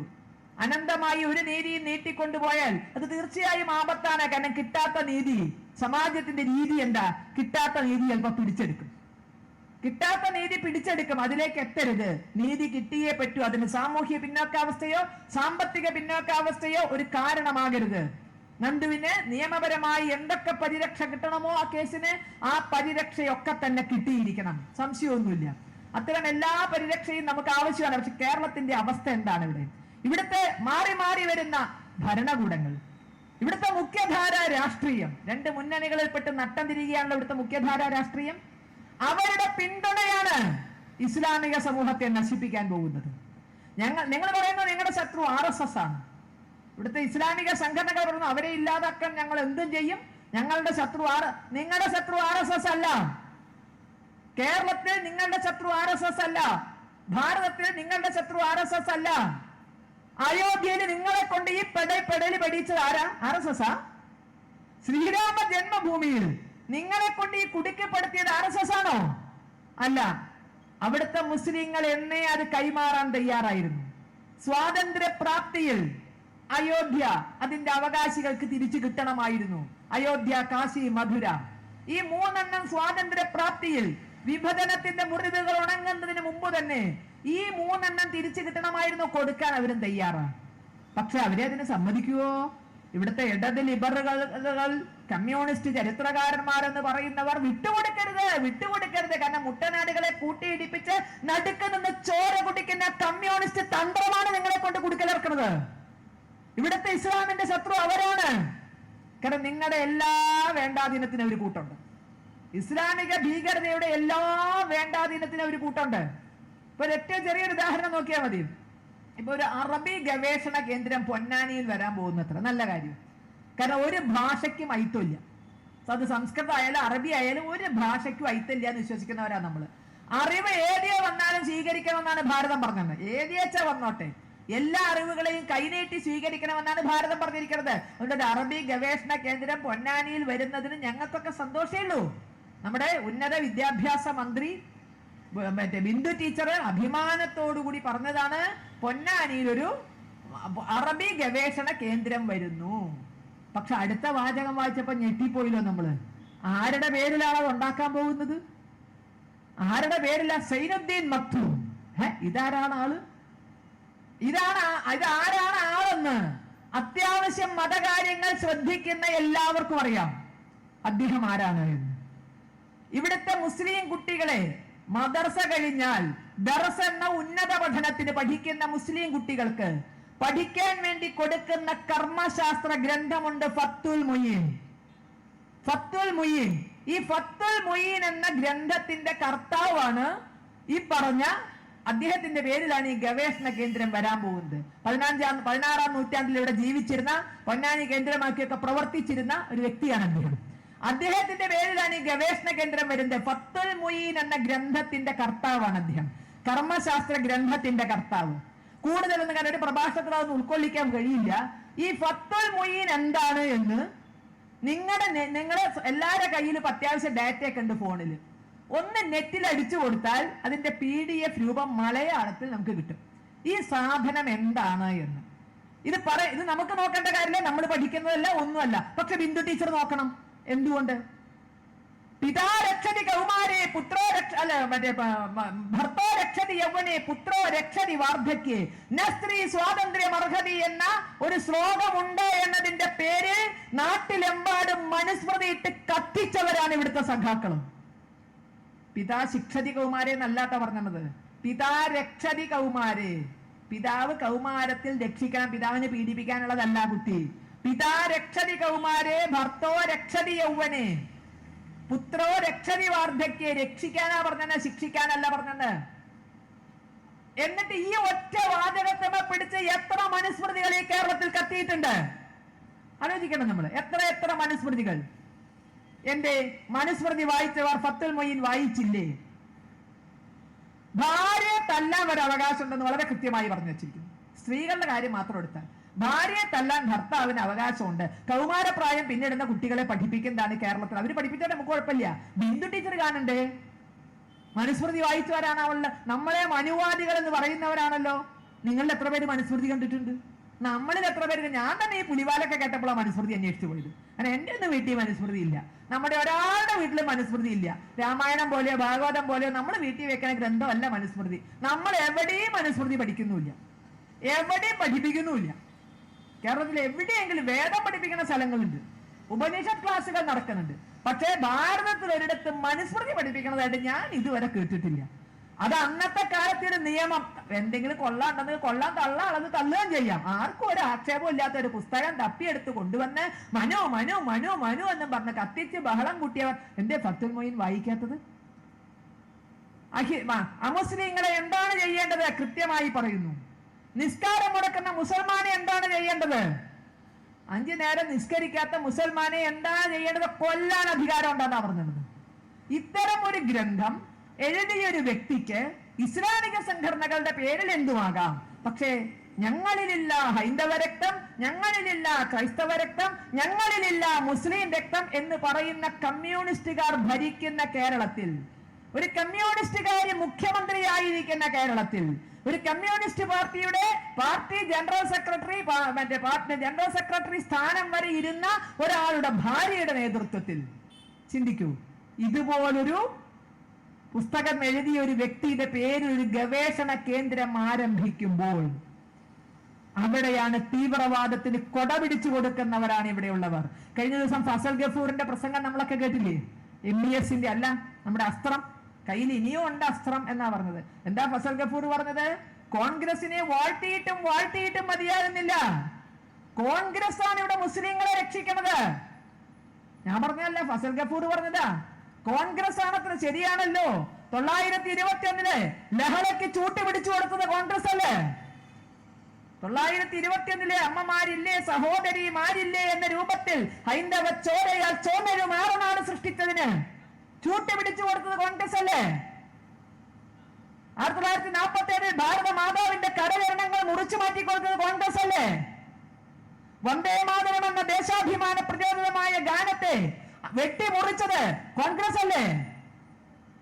അതിനെ പ്രധാന സ്ഥാനത്ത് നിന്ന് നീക്കം ചെയ്ത് കൊടുത്ത് ആർക്ക് വേണ്ടിയായിരുന്നു? കോൺഗ്രസ് അല്ലേ? ആലോചിച്ചു നോക്കാം നമ്മള്. അങ്ങനെ ഓരോന്നും ഭരണഘടനയിൽ ന്യൂനപക്ഷ സ്ഥാപനങ്ങൾ എന്ന പേരിൽ വിദ്യാഭ്യാസ സ്ഥാപനങ്ങൾ നടത്തി എന്ത് തോന്നിവാസവും ചെയ്യാവുന്ന വിധത്തിൽ ഭരണഘടനയിൽ വകുപ്പ് എഴുതി പിടിപ്പിച്ചത് കോൺഗ്രസ് അല്ലേ? അങ്ങനെ മുന്നോട്ട് വന്നാൽ ഇവിടുത്തെ GDPയുടെ, ഇവിടുത്തെ ദേശീയ വരുമാനത്തിന്റെ ആദ്യാവകാശികൾ മുസ്ലിങ്ങളാണ് എന്ന് പറഞ്ഞത് കോൺഗ്രസ് അല്ലേ? സച്ചാർ കമ്മീഷനെ നിയോഗിച്ചത് കോൺഗ്രസ് അല്ലേ? അതിന്റെ നിർദ്ദേശങ്ങൾ നടപ്പാക്കിയത് കോൺഗ്രസ് അല്ലേ? അങ്ങനെ ഇന്ന് ഇതുവരെയും കോൺഗ്രസിന് വേണ്ടി മാത്രം, മുസ്ലിം ലീഗിന്, മുസ്ലിങ്ങൾക്ക് വേണ്ടി മാത്രം ചിന്തിച്ചു. അതാണ് പറഞ്ഞത്. അതുകൊണ്ട് അവർ അധികാരത്തിൽ വരണം എന്നാ പറഞ്ഞത്. ഞങ്ങൾക്ക് 125 സ്ഥാപനമുണ്ട്. MESന്റെ നേതാവ് ഫസൽ ഗഫൂർ പറയാണ്, ഈ കേരളത്തിൽ ഞങ്ങൾക്ക് 125 വിദ്യാഭ്യാസ സ്ഥാപനങ്ങൾ ന്യൂനപക്ഷ പദവി കിട്ടിയിട്ടുണ്ട്. കോൺഗ്രസ് ഭരണത്തിലില്ലെങ്കിൽ ഇതിന്റെ ഒന്നും കാര്യം കണ്ടില്ല. സ്വന്തം ഇഷ്ടം നിലയ്ക്ക് ഫീസ് സ്വന്തം നിലയ്ക്ക് നിശ്ചയിക്കാം, ഭരണാധികാരികളെ സ്വന്തം നിലയ്ക്ക് നിശ്ചയിക്കാം, മെറിറ്റിനപ്പുറം സ്വന്തം മതവിഭാഗത്തിൽ നിന്ന് മാത്രം വേണമെങ്കിൽ 100% അഡ്മിഷൻ നടത്താം. അങ്ങനെ 125 സ്ഥാപനങ്ങൾ MESന് ഇവിടെയുണ്ട്. ന്യൂനപക്ഷ പദവി കരസ്ഥമാക്കിയിട്ടുള്ള 125 സ്ഥാപനങ്ങൾ കേരളത്തിൽ MESനുണ്ട്. ഭൂരിപക്ഷമുള്ളടത്ത് നടക്കുമോ അവർക്കിത്? ചിന്തിക്കൂ. മുസ്ലിം ഭൂരിപക്ഷം ഉള്ളിടത്ത് നടക്കുമോ? ഭൂരിപക്ഷമുള്ള രാജ്യങ്ങളിൽ. അപ്പൊ ന്യൂനപക്ഷ രാജ്യങ്ങളിൽ ഇതുപോലെ ഇതെല്ലാം ചെയ്തു കൊടുത്ത കോൺഗ്രസിന് വേണ്ടി നന്ദി പറഞ്ഞിട്ടും ഫസൽ ഗഫൂറിന് മതിയാകുന്നില്ല. കോൺഗ്രസിനെ ജയിപ്പിച്ചേ പറ്റൂ. അപ്പൊ ആരാണ് ഈ തീവ്രവാദങ്ങൾക്ക് കൊട പിടിച്ചു കൊടുക്കുന്നത്? ഇസ്ലാമിക തീവ്രവാദത്തെ കണ്ടില്ല എന്ന് നടിക്കുന്നു കോൺഗ്രസും കമ്മ്യൂണിസ്റ്റുകാരും. കിട്ടുന്ന വോട്ട് മാത്രം നോക്കിക്കൊണ്ട് ഇവരെ കണ്ടില്ല എന്ന് നടിക്കുന്നു. ഹിന്ദു വിശ്വാസത്തിനെതിരെ എന്തും പറയാം. ഇസ്ലാമിക വിശ്വാസത്തെ പറ്റി പറയുമോ? ഏതെങ്കിലും ഒരു ഇസ്ലാമിക വിശ്വാസത്തെ പറ്റി അത്തരത്തിൽ വിമർശന വിധേയമായി പറയുമോ? ആലോചിച്ച് നോക്കൂ. ഹിന്ദുവിന്റെ വിശ്വാസത്തിന്റെ മേലെ കുതിര കയറിയാൽ ഉടനെ അവാർഡാണ്. അടുത്ത ദിവസം കണ്ടില്ലേ നിങ്ങൾ? ഗുരുവായൂർ ഭക്തപ്രിയ എന്ന് പറഞ്ഞൊരു മാസിക ഉണ്ട്. ഗുരുവായൂർ ദേവസ്വം ബോർഡ് പ്രസിദ്ധീകരണം. പല മുത്തശ്ശിമാരെ അതിനെ തൊട്ട് തൊഴിന് ഞാൻ കണ്ടിട്ടുണ്ട്. ഭക്തപ്രിയ ഗുരുവായൂരപ്പന്റെ പ്രസാദമാണ് വരണച്ചിട്ടാണ്. ഊണ് കഴിക്കുന്ന മേശപ്പുറത്ത് വെക്കില്ല, എച്ചിലും മറ്റും ആയാലോചിച്ചിട്ട്. കാരണം ഭക്ഷണം കഴിക്കണതല്ലേ. ഭക്തപ്രിയ മാസിക ഊണ് കഴിക്കുന്ന മേശപ്പുറത്ത് വെക്കില്ല, മാറ്റി വെക്കി, ഇച്ചിലും മറ്റും ആവരുത്. കുട്ടികളെ തറയിലിടാൻ പാടില്ല, ഗുരുവായൂരപ്പന്റെ പ്രസാദമാണ്. അങ്ങനെ കാണുന്നതാണ് ഭക്തപ്രിയ മാസിക. ആ ഭക്തപ്രിയ മാസികയുടെ എഡിറ്റോറിയൽ ബോർഡിലുള്ളതാണ് ആലങ്കോട് ലീലാകൃഷ്ണൻ. കവിയാണത്രേ, അതോ കവിയാണാവോ എനിക്കറിയാൻ വയ്യ. കവിയാണത്രേ ആലങ്കോട് ലീലാകൃഷ്ണൻ. മൂപ്പർക്കൊരു ഉൾവിളി. അടുത്ത കാലത്ത് വലിയ കുഴപ്പമൊന്നും ഉണ്ടായിരുന്നില്ലേ ചങ്ങായിയെ കൊണ്ട്. അടുത്ത കാലത്ത് ഒരു ഉൾവിളി. രാമനും കൃഷ്ണനും ഒക്കെ വെറും സാങ്കല്പിക കഥാപാത്രങ്ങളാണത്രേ. ഗീത പരാജയപ്പെട്ട ഗ്രന്ഥമാണത്രേ. ഗീതാകാരനായ കൃഷ്ണന്റെ പേരിൽ ഉള്ള ഗുരുവായൂരപ്പന്റെ ദേവസ്വം ബോർഡിലെ പത്രാധിപ സമിതിയിൽ ഇരുന്നു കൊണ്ട് ആ കാർക്കോടകൻ പറയാം, അങ്ങനെ തന്നെ പറയട്ടെ, ഗീത പരാജയപ്പെട്ടതാണത്രേ. പിന്നെയോ ഖുർആൻ അദ്ദേഹത്തിന്റെ കണ്ണ് തുറപ്പിച്ച ഗ്രന്ഥമാണത്രേ ഖുർആൻ. കണ്ണ് തുറപ്പിച്ചില്ലെങ്കിൽ കണ്ണാ സ്ഥാനത്തിന്റെ ആവില്ലേ? മറിച്ച് എന്തെങ്കിലും പറഞ്ഞാൽ ആ സ്ഥാനത്ത് മുഖത്ത് 2 സാധനം വേണല്ലോ കാണണമെങ്കില്. ജോസഫ് മാഷിന്റെ കൈവെട്ടി അസഹിഷ്ണുതയെ എതിർക്കാൻ ഇവിടുത്തെ ഏതെങ്കിലും രാഷ്ട്രീയ പ്രസ്ഥാനങ്ങൾക്ക് സാധിച്ചു? ഒരു പേരിന്റെ പുറത്താ, ക്വസ്റ്റ്യൻ പേപ്പറിൽ വന്ന ഒരു പേരിന്റെ പുറത്ത്. അപ്പൊ അത്തരം അസഹിഷ്ണുത കാണാത്തവർ ഗീതയെയും രാമനെയും കൃഷ്ണനെയും തപ്പിപ്പോയി ഗുരുവായൂരപ്പന്റെ പേരിൽ പണം മേടിച്ചു കൊണ്ടുപോകുമ്പോ അതിനെപ്പറ്റി കാന്നോ മാന്നോ പറയാൻ ഇവിടുത്തെ രാഷ്ട്രീയക്കാരുണ്ടോ? രാഷ്ട്രീയക്കാരാണല്ലോ ഇവരെ ദേവസ്വം ബോർഡിൽ ഇത്തരം ചുമതലയിൽ ഏൽപ്പിക്കുന്നത്. കോൺഗ്രസ്സുകാരനോ കമ്മ്യൂണിസ്റ്റുകാരനോ നാളിതുവരെ എന്തെങ്കിലും അഭിപ്രായം പറഞ്ഞോ? പോട്ടെ, പൂഞ്ഞാറ്, കോട്ടയം ജില്ലയിലെ പൂഞ്ഞാറ് കഴിഞ്ഞ ദിവസം നടന്ന നമ്മളൊക്കെ പത്രമാധ്യമങ്ങളിലൂടെ കണ്ടുവല്ലോ. പൂഞ്ഞാറ് പള്ളിയില് സെന്റ് മേരി ഫെറോന ചർച്ച്, അവിടുത്തെ ദിവ്യബലി നടന്നുകൊണ്ടിരിക്കുമ്പോ ഒരു കൂട്ടം ചെറുപ്പക്കാർ കാറുകളിലും ബൈക്കുകളിലുമായി ഈരാറ്റുപേട്ടയിൽ നിന്ന് കുതിച്ച് പള്ളിപ്പറമ്പിലെത്തുന്നു. കുരിശുപൊട്ടിക്ക് ചുറ്റും റേസ് ചെയ്തുകൊണ്ട് കാറും ബൈക്കുകളും ഓടിക്കുന്നു. ആ ചെറുപ്പക്കാരുടെ മതം പറയാൻ പാടില്ലേ, കാരണം കോട്ടയത്തെ SP വിലക്കിയിട്ടുണ്ട്. കോട്ടയം SP വിലക്കിയത് കൊണ്ട് ഞാൻ പറയുന്നു അവർക്ക് മതമില്ല. ബാക്കി നിങ്ങൾ ചിന്തിച്ചോളൂ. ഈരാറ്റുപേട്ടയെന്ന് കാറിലും ബൈക്കിലുമായി പൂഞ്ഞാറ് പള്ളിയില് കുരിശുപൊട്ടിക്ക് ചുറ്റും അവിടെ ദിവ്യബലി നടന്നുകൊണ്ടിരിക്കുമ്പോൾ റേസ് ചെയ്തുകൊണ്ട് കാറും ബൈക്കും ഓടിക്കുന്നു. ഒരു ആരാധനാലയത്തിന് അകത്ത് കയറിയിട്ട് റോട്ടിലല്ല, അകത്ത് കയറിയിട്ട്. ഇത് ദിവ്യബലിക്ക് തടസ്സമാവുന്നു. ഇത്തരത്തിൽ ശബ്ദം കൂട്ടി ഇതിലെ ഓടിക്കരുത് എന്ന് പറഞ്ഞ പള്ളിയിലച്ഛനെ ബൈക്ക് ഇടിച്ചൊരൊറ്റ തള്ളിയിട്ടില്ല. ഇത് കേരളത്തിലാണ് കേട്ടോ. രണ്ടാമത് അദ്ദേഹം എണീറ്റപ്പോ അടുത്ത വണ്ടി വന്ന് വീണ് അദ്ദേഹം ആസ്പത്രിയിലാണ്. പള്ളി വികാരി ആസ്പത്രിയിലാണ്, പള്ളിക്ക് അകത്ത് കയറിയിട്ട്. ഉത്തരേന്ത്യയിൽ ഏതെങ്കിലും കാക്ക മോളിൽ കൂടി പറക്കുമ്പോ ഏതെങ്കിലും പള്ളിയിലെ കുരിശിന്റെ മുകളിലേക്ക് കാഷ്ടിച്ചാൽ അതിന്റെ പേരിൽ കോലാഹലം കൂട്ടുന്നവരവിടെ. സംഘീകൃത വരുന്നേ, പള്ളി പൊളിച്ചേ, അത് ചെയ്തേ ഇത് ചെയ്തേ എന്നും പറഞ്ഞ് ഇവിടെ കിടന്ന് ആർത്ത് വിളിക്കുന്നവർ. മണിപ്പൂരിൽ എന്താ നടന്നത്, മണിപ്പൂർ എവിടെയാണെന്നും പോലും അറിയാതെ ഇവിടെ കിടന്ന് മണിപ്പൂർ മണിപ്പൂർ മണിപ്പൂർ എന്ന് പറഞ്ഞ് ബഹളം കൂട്ടിയവര്. അപ്പൊ കഴിഞ്ഞ ദിവസം സുപ്രീം കോടതി പറഞ്ഞു, അവിടെ എന്താണ് വിഷയം? കാരണം ട്രൈബൽ പദവി കൊടുത്ത ഒരു വിഭാഗത്തിന് ട്രൈബൽ പദവി അവസാനിപ്പിച്ചു. ആ പറയാതെ പത്രങ്ങൾ പറഞ്ഞു അതിന്റെ പേരിൽ രണ്ട് സമുദായം തമ്മിലുണ്ടായ ബഹളമാണ്. ഈ ട്രൈബൽ പദവി ഒരു സമൂഹത്തിന് കൊടുത്തതുമായി ബന്ധപ്പെട്ട് ഉണ്ടായ പ്രശ്നമാണ്. ഇനിയിപ്പോ അവിടെ സംഖ്യ ഉണ്ടോന്ന് പോലും ദൈവത്തിന് അറിയാൻ വയ്യ. സംഖ്യകളാവട്ടെ വള്ളി വിളിച്ച് ക്രിസ്ത്യാനിയൊക്കെ ജീവിക്കാൻ വയ്യേ എന്ന് പറഞ്ഞ് ബഹളം കൂട്ടുന്നവർ സ്വന്തം വീട്ടുമുറ്റത്ത് ഒരു പള്ളിക്ക് ചുറ്റും വന്ന് ഭീകരാന്തരീക്ഷം സൃഷ്ടിച്ച ഒരു പള്ളി വികാരിയെ വണ്ടി ഇടിച്ച് തള്ളിയിട്ട് ആസ്പത്രിയിലാക്കിയിട്ട് ഈ മതേതരക്കാരുടെ വായിൽ നാവാണോ അതോ കണ്ണു കൂട്ടുന്ന കൊഴുവാണോ? ആ വാക്കിന് ഇവിടേക്ക് എന്താ പറയാന്നറിയില്ല. കണ്ണു കൂട്ടുമ്പോ നിലത്ത് പാട് വീഴാൻ വേണ്ടി മണ്ണളക്കാൻ വേണ്ടി ഉപയോഗിക്കണ ഇതില്ലേ, ആ കൊഴുവാണോ വായല്? എന്തേ ഇതുവരെ മിണ്ടാഞ്ഞത്? അറിഞ്ഞോ നമ്മള്? തിരിഞ്ഞോ? ഒരു അഭിപ്രായം പറഞ്ഞോ? എന്റെ സംഖ്യകളല്ലാത്തത് കൊണ്ടാണ്. ഒരു തരത്തിൽ ഹിന്ദുക്കളെ ബന്ധിപ്പിക്കാൻ വഴിയില്ല. എന്തെങ്കിലും ഒരു തരത്തിൽ ബന്ധിപ്പിച്ചാൽ ഏതെങ്കിലും തലമുറയിൽപ്പെട്ടപ്പോൾ ഹിന്ദുക്കളാണെങ്കിൽ സംഖ്യ എന്ന് പറയും. പലരും സംഖ്യ എന്ന് പറയുമ്പോ നമ്മൾ എന്താ ഇവിടെ ഇവരേത് സംഖ്യ ഇവരേത് നമ്മളാരും പറഞ്ഞിട്ടല്ലേ ഹിന്ദുവാണോ സംഖ്യയാണ്? ഹിന്ദുത്വത്തെ എതിർക്കാനുള്ള എളുപ്പ വഴിയാണ് സംഖ്യ എതിർക്കുക എന്ന് പറയുന്നത്. അതുകൊണ്ട് ഹിന്ദുക്കൾ ചെയ്യുന്നതെല്ലാം സംഖ്യകളുടെ പേരിലേക്ക് അങ്ങോട്ട് ചാർത്തി വിടും. അവൻ കല്ലുടിച്ച് ബഹളം വെച്ചാലും സംഖ്യയാണ്. എവിടെയും കല്ലുടിച്ച് സംഖ്യകൾ ബഹളം വെക്കുന്നു, സംഖ്യകൾ അത് ചെയ്യുന്നു. ഹിന്ദുക്കൾ ചെയ്യുന്നതെല്ലാം അങ്ങനെ ഹിന്ദുക്കളെല്ലാം സംഖ്യകൾ എന്ന നിലയിലേക്ക് അവരെത്തുന്നു. അവർക്ക് എതിർക്കേണ്ടത് ഹിന്ദുത്വത്തെയാണ്, ഹിന്ദു ധർമ്മത്തെയാണ്. പരസ്യമായി തന്നെ അവർ അത്തരം കാര്യങ്ങൾ പറയുന്നു. അതിന് നാവുകൾ വിലക്കെടുക്കുന്നു. ആ വിലക്കെടുക്കുന്ന നാവുകളും വോട്ട് കണ്ട് ഭ്രമിച്ചു പോയ രാഷ്ട്രീയക്കാരും കേരളത്തെ നാളെ കുരുതിക്കളമാക്കും. സംശയിക്കണ്ട. നിങ്ങൾ ആരും വിചാരിച്ചാൽ രക്ഷപ്പെടാൻ കഴിയാത്ത അവസ്ഥയിലേക്ക് കേരളം എത്തും. അത്രയും ഭീകരവാദ പ്രവർത്തനം ഇവിടെ നടക്കുന്നു. ആയുധങ്ങൾ ഒഴുകുന്നു. കള്ളക്കടത്ത് എത്രയൊക്കെ പിടിച്ചാലും വീണ്ടും നടക്കുന്നു. എന്തിനു വേണ്ടിയാണ് ഈ പണമൊക്കെ ഉപയോഗിക്കുന്നത്? ആലോചിച്ച് നോക്കിയിട്ടുണ്ടോ? ഈ പണത്തിന്റെ കുത്തൊഴുക്കലല്ലേ ഈ ധാരാളിത്തം മുഴുവൻ കാണിച്ചത്? കള്ളക്കടത്തിലൂടെയും കള്ളനോട്ടിലൂടെയും ഒക്കെ വന്നിട്ടുള്ള പണത്തിന്റെ കുത്തൊഴുക്കൽ കാണിച്ച ധാരാളിത്തമാണ് ചെറുപ്പക്കാരെ തീവ്രവാദികളും ഭീകരവാദികളുമാക്കി മാറ്റിയത്. മനസമാധാനത്തോടെ ജീവിക്കുന്ന വലിയൊരു മുസ്ലിം സമൂഹം ഇവിടെയുണ്ട്. നല്ല വിദ്യാഭ്യാസം നേടി നല്ല പദവികളിലെത്തി ശാന്തമായ കുടുംബജീവിതം നയിക്കുന്ന ധാരാളം ആളുകളുണ്ട്. പക്ഷെ നമുക്ക് തിരിച്ചറിയാൻ കഴിയില്ല. ഭ്രാന്തമായ മതാശയങ്ങൾ ഉള്ളിൽ കുത്തി നിറച്ചവനും പലരും പുറത്തേക്ക് നോക്കിയ ശാന്തനാണ്. അതാണല്ലോ സ്ലീപ്പർ സെല്ലുകൾ, അതാണല്ലോ തക്കിയ. അപ്പൊ ഇതിൽ തക്കിയ കാണിക്കുന്നവൻ ആരാ? ശരിയായി ശാന്തിയോടുകൂടി ജീവിക്കുന്നവൻ ആരാ എന്ന് തിരിച്ചറിയാൻ വയ്യാത്തൊരവസ്ഥയിൽ എത്തിയിരിക്കുന്നു. സ്വന്തം സമുദായത്തിൽ ആ തക്കിയക്കാരെ തിരിച്ചറിഞ്ഞ്, അഭിനയക്കാരെ തിരിച്ചറിഞ്ഞ് പുറത്തു കളയാൻ, തീവ്രവാദത്തെ അവസാനിപ്പിക്കാൻ ഇസ്ലാമിക സമൂഹം ചെറിയ ശ്രമങ്ങൾ നടത്തുന്നുണ്ട്. ഇല്ല എന്ന് ഞാൻ പറയുന്നില്ല. ചെറിയ ശ്രമങ്ങൾ നടത്തുന്നുണ്ട്. പക്ഷേ അത് പരസ്യമായി തന്നെ വലിയ ശ്രമങ്ങളിലേക്ക് നീങ്ങിയില്ലെങ്കിൽ അതിന്റെ ദുരവസ്ഥ ഇവിടുത്തെ ഹിന്ദുക്കൾ മാത്രമല്ല അനുഭവിക്കുക, ഈ നാട് മൊത്തമാണ് അനുഭവിക്കുക. ചെറിയ ശ്രമം നടത്തണ്ടെന്ന് പറയാൻ കാരണം ഒറ്റൊന്നുമല്ല. ഞാൻ ഇവിടെ വന്ന് സംസാരിച്ചെന്ന് പറഞ്ഞ നന്ദുവിന്റെ കേസിലെ പ്രധാന പ്രതി ഇസ്ലാമിക സമൂഹത്തിലെ ഇതേമാരത്തിന് ചിലർ അദ്ദേഹത്തിന്റെ പ്രവർത്തനങ്ങളെ എതിർത്തിട്ടുണ്ട് എന്ന് മനസ്സിലാക്കുന്നു. അത്തരം എതിർത്തവരൊക്കെ പുതിയ പള്ളി ഉണ്ടാക്കാൻ അവിടെ നിന്നാണ് ഇത്തരം വിഷയങ്ങളൊക്കെ ഉണ്ടാവുന്നത്. പാലക്കാട് ശ്രീനിവാസൻജിയെ ക്രൂരമായി കടയിൽ കയറി ക്രൂരമായി വെട്ടിക്കൊലപ്പെടുത്തിയവർ ഒരു പള്ളി കേന്ദ്രീകരിച്ചാണ് അത്തരം പ്രവർത്തനങ്ങൾ മുഴുവൻ നടത്തിയത്. അന്വേഷിച്ച് നോക്കിയാൽ അത് പ്രധാന പള്ളികളുമായി ഒന്നും ബന്ധമില്ലാത്തവരും അവിടുന്ന് പുറത്താക്കിയവരും അവിടുന്ന് പല കാരണങ്ങളെ കൊണ്ട് മാറിപ്പോയവരും തന്നിഷ്ടപ്രകാരം പുതുതായി കയ്യേറ്റ സ്ഥലത്തുണ്ടാക്കിയ ഒരു പള്ളി. അതിന് പൊതുവായി ഇസ്ലാമിക സമൂഹവുമായി ഒരു ബന്ധവുമില്ല. പൊതുവായി ഇസ്ലാമിക സമൂഹം പുറന്തള്ളിയവരാണ് അവര്. വിശ്വാസികളായ ദൈവഭയമായ ഉള്ള മുസ്ലിം സമൂഹം പുറന്തള്ളിയവർ, അവരുടെ പള്ളികളിൽ നിന്ന് പല കാരണങ്ങളെ കൊണ്ട് പുറത്തുപോയവർ, അവരുണ്ടാക്കിയ പുത്തൻകൂറ്റി പള്ളിയിൽ നിന്നാണ് ആയുധങ്ങൾ സമാഹരിച്ചതും തന്ത്രങ്ങൾ മെനഞ്ഞതും കടയിൽ കയറി ശ്രീനിവാസൻജിയെ ക്രൂരമായ അറുകൊല ചെയ്തതും. അപ്പൊ സമൂഹം നടത്തുന്നുണ്ട്, പക്ഷെ അത് രഹസ്യമായാണ് നടക്കുന്നത്.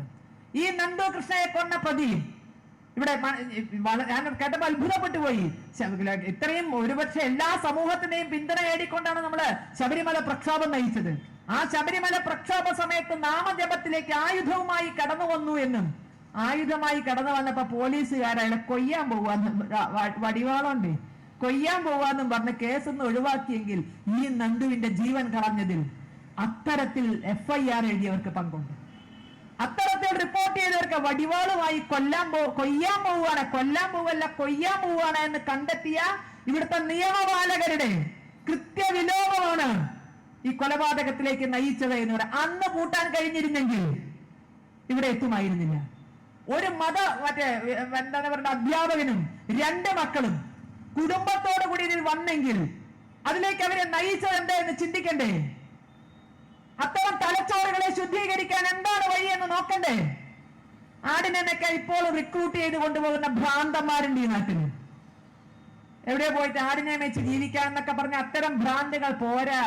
വീട്ടിൽ നിന്ന് പേരെടുക്കാൻ വരെയുള്ള മതഭ്രാന്ത് തലേക്കരി പോയി. ഒരുത്തിയും കുട്ടിയും കൊന്നില്ലേ കഴിഞ്ഞ ദിവസം?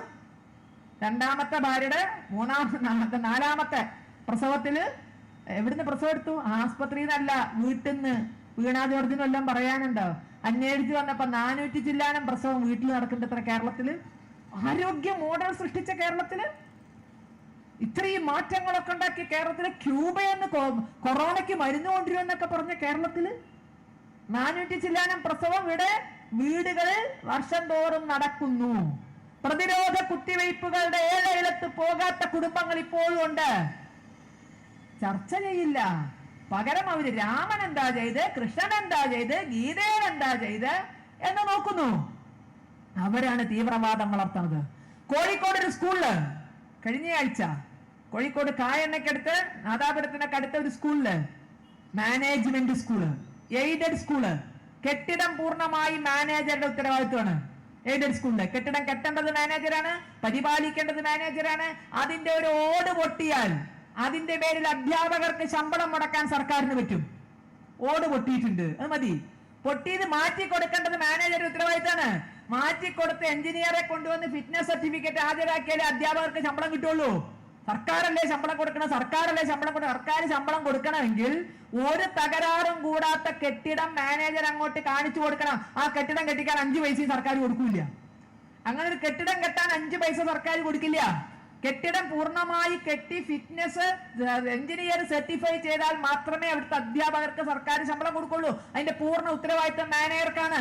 നാളെ ഏതെങ്കിലും കഷ്ടകാലത്തിന് കെട്ടിടം തകർന്നു വീണ് ഏതെങ്കിലും കുട്ടികൾക്ക് എന്തെങ്കിലും പറ്റിയാൽ മാനേജർ കൊലക്കുറ്റത്തിനകത്താവും.